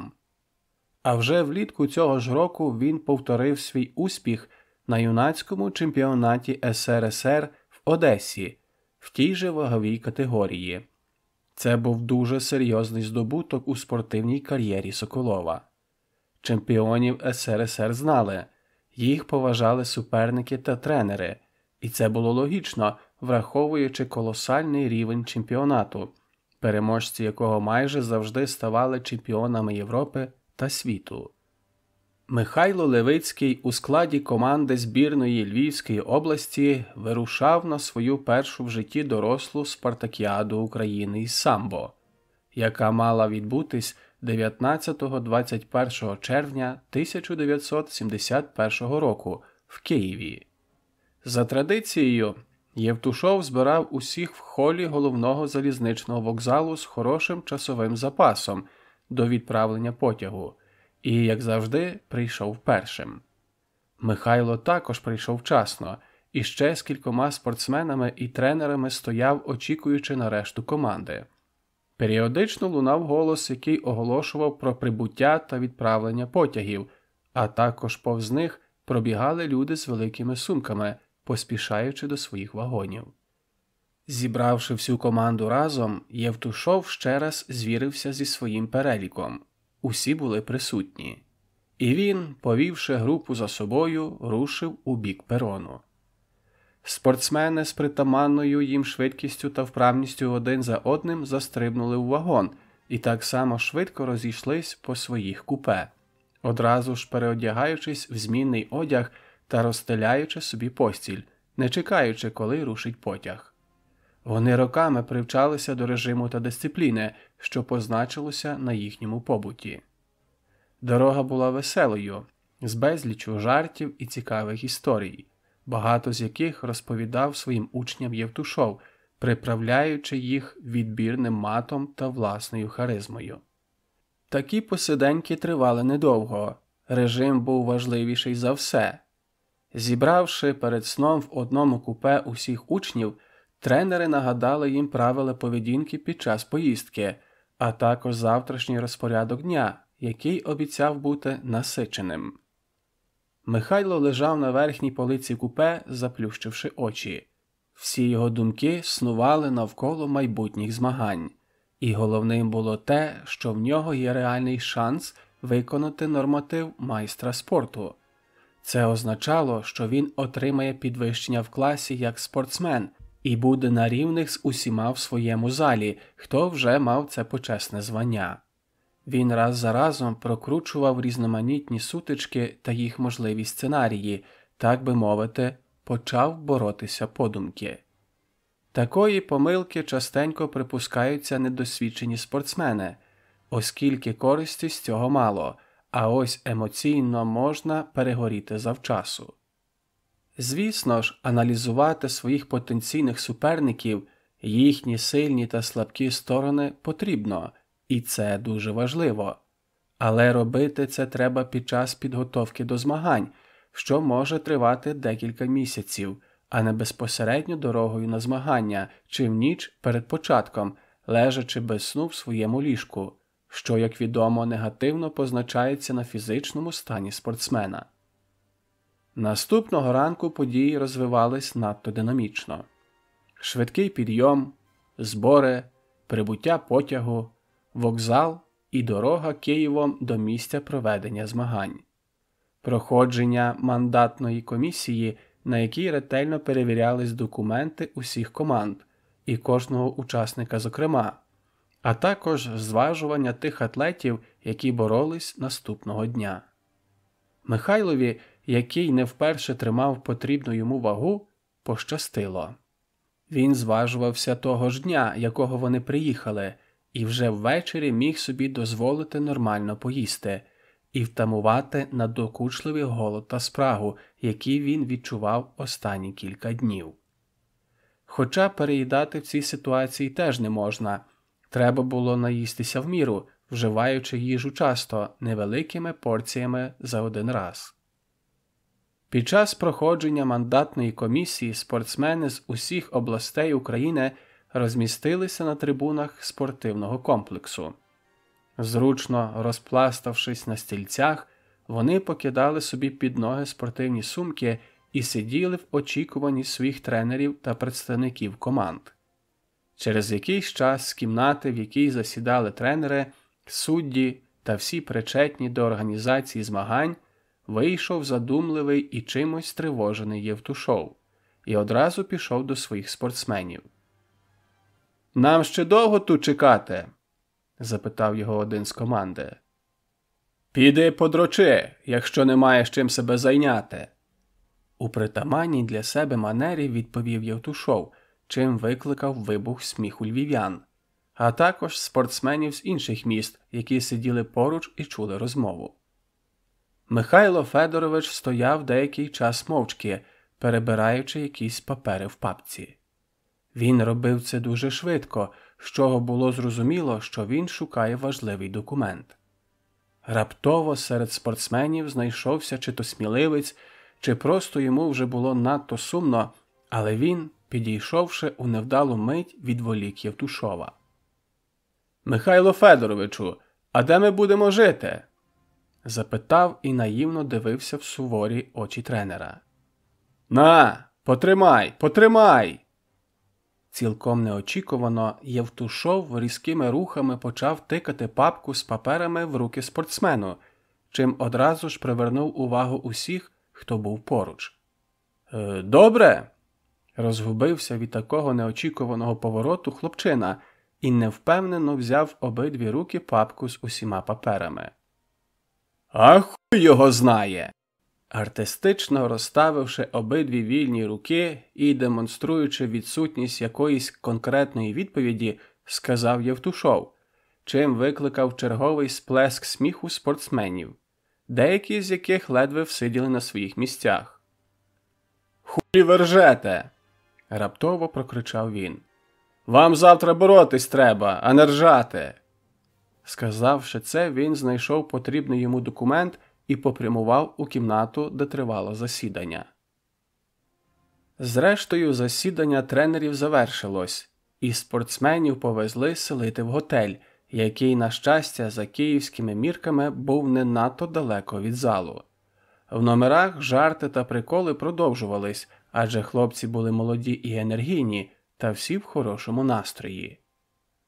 Левицький спав у готелі, як і в поїзді, не надто добре. Можливо, йому було важко заснути на новому місці, а може заважало сильне хвилювання, яке під вечір з'явилось знову, хоча вдень було не надто відчутним через постійний рух. Це мало свої негативні наслідки, і на ранок він почувався розбитим і втомленим, намагаючись зосередитись дорогою в зал. А там було повно людей, скрізь гармидер і метушня. Традиційно склад учасників Спартакіади України був дуже сильним. Серед них у різних вагових категоріях були присутні майстри спорту та майстри спорту міжнародного класу, серед яких були чемпіони України та СРСР. Словом, змагання мали високий статус та не були ні для кого легкою прогулянкою, а особливо для молодого Левицького. Для нього були перші в житті дорослі змагання такого високого рівня. Це був черговий шанс на самоствердження як серйозного спортсмена, якого бояться та поважають інші. Перший крок до отримання цього статусу Михайло провів на високому рівні, здобувши раніше перемогу в змаганнях Української ради «Динамо». Але цього було надто мало. Йому були потрібні нові гучні звитяги на дорослому рівні, і якраз сьогодні випав такий шанс. І цей турнір Михайло Левицький проводив блискуче. Він переміг у кількох стартових сутичках старших і досвідченіших опонентів. На його видовищну боротьбу приходили дивитись тренери збірної, а також тренери з різних міст, констатуючи явний та швидкий прогрес львів'янина. Вони говорили про те, що буквально кілька місяців тому це був зовсім інший спортсмен. В його боротьбі відбулись колосальні здвиги. Він змужнів, набрався бойового досвіду і був сьогодні готовий до нових звершень. Єдиним, хто не поділяв їхнього захвату, був Євтушов. Він задумливо спостерігав за всіма сутичками Левицького, періодично женучи його в атаку своїми голосними підказками, постійно про щось думаючи. Своїми жестами та мімікою Михайло Федорович демонстрував невдоволення спортсменом. Відчуття не підвели його. Наступну сутичку Левицький програв з великим рахунком фавориту змагань, який згодом пробився в фінал і став переможцем. Сам же Левицький отримав можливість поборотись за вихід у півфінал, забезпечивши цим собі мінімум бронзу. І хоча всі навколо продовжували підбадьорювати та хвалити його, він знітився та втратив запал. Євтушов своїм тренерським оком відразу побачив це і, не зволікаючи ні секунди, почав діяти в притаманній активно-агресивній манері. «Міша, якого хуя ти голову опустив?» – безцеремонно почав Федорович.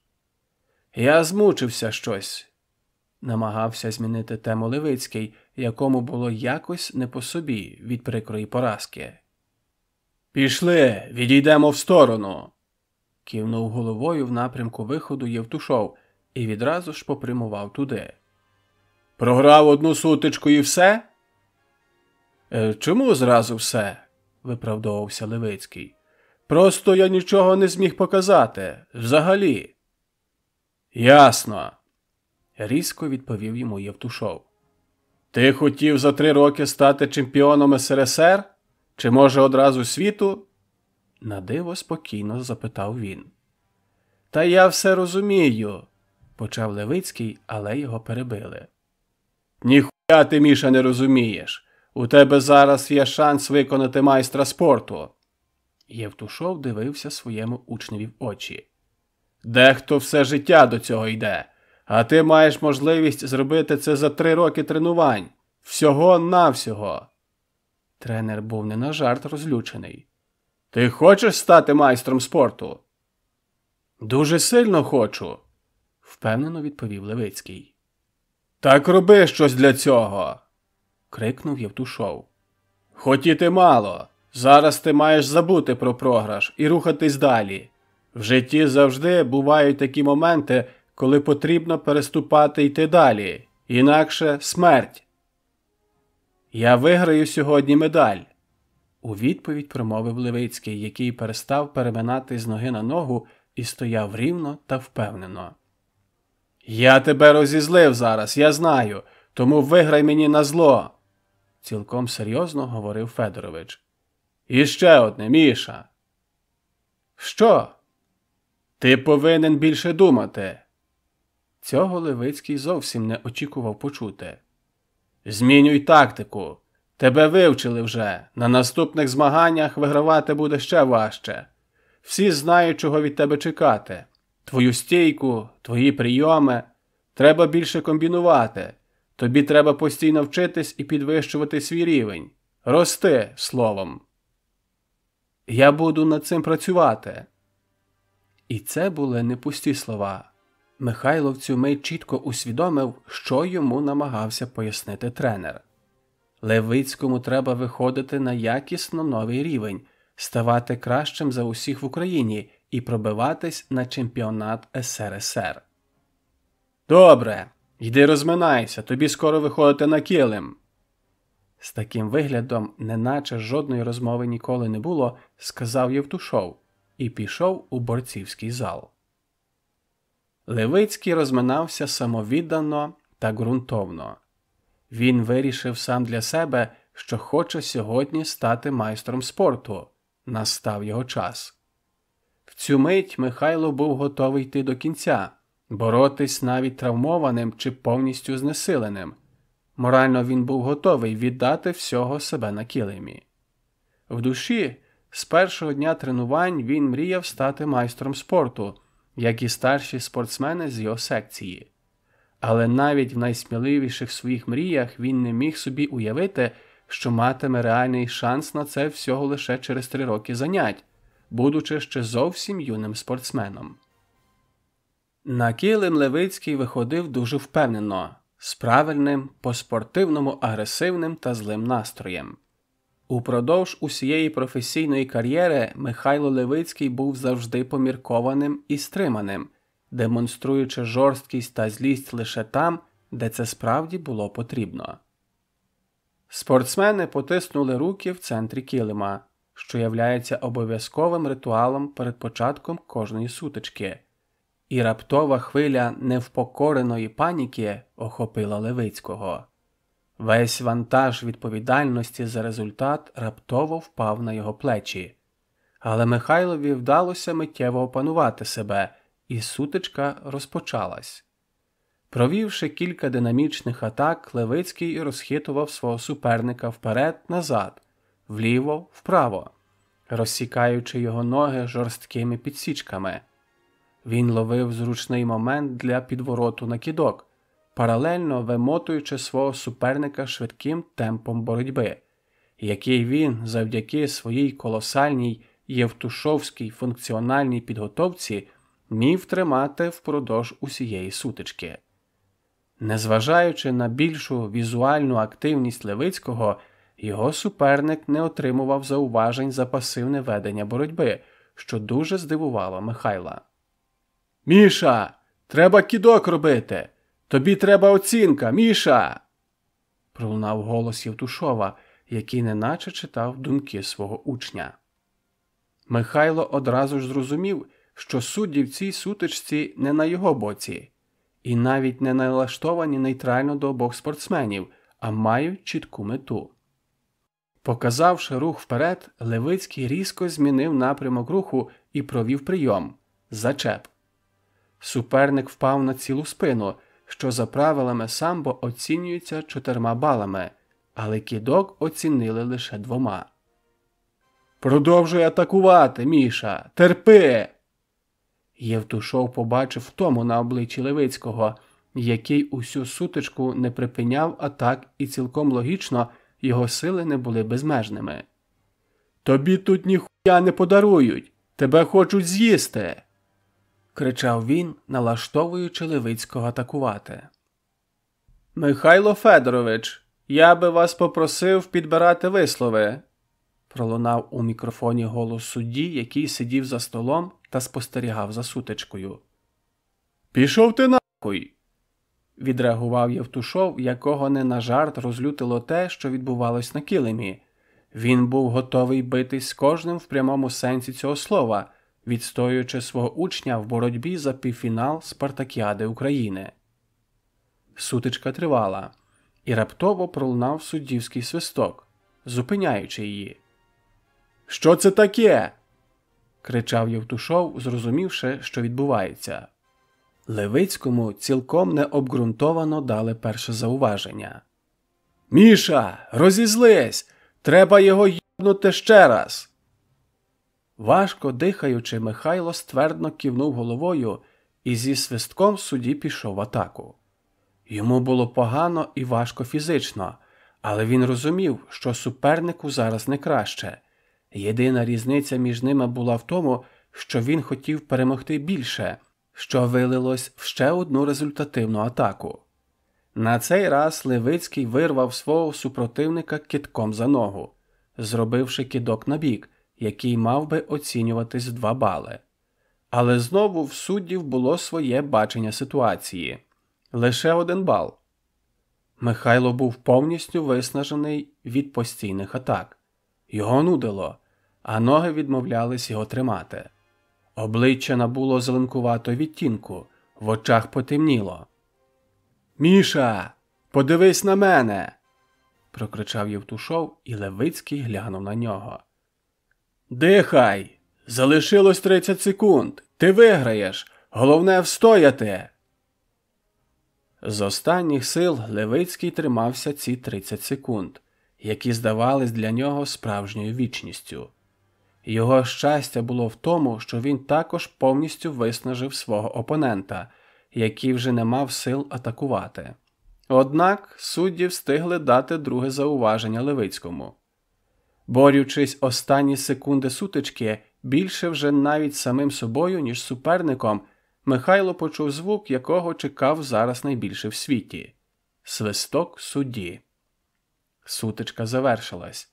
Левицькому підняли руку, демонструючи тим самим, що він став півфіналістом дорослої Спартакіади України, що означало мінімум бронзову нагороду, а також виконання нормативу майстра спорту.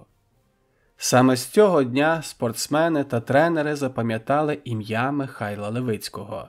Його поважали та боялись усі суперники, яких на його спортивному шляху впродовж багатьох років було ще дуже і дуже багато. Зійшовши з килиму, Михайло знайшов зручне місце та став, зігнувшись в намаганнях відновити дихання та пульс. Йому було дуже погано, але поступово стан почав повертатися в норму. «Мужик, проявив характер!» Потиснувши йому руку, сказав Євтушов. «Вітаю з виконанням нормативу майстра спорту!»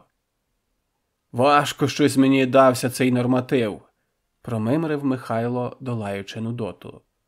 «Далі буде ще важче. Це життя. Твоє завдання бути до цього готовим. В тебе попереду півфінал. Потрібно перемагати». «Я думав, що втрачу свідомість наприкінці сутички», – ледве промимрив Михайло. «Буду боротись», – незважаючи на втому, впевнено додав він. «Попий зараз солодкого гарячого чаю. Тобі стане легше, не поспішай. Повільно, маленькими ковтками. Чуєш мене?» – уточнив Євтушов. «Так».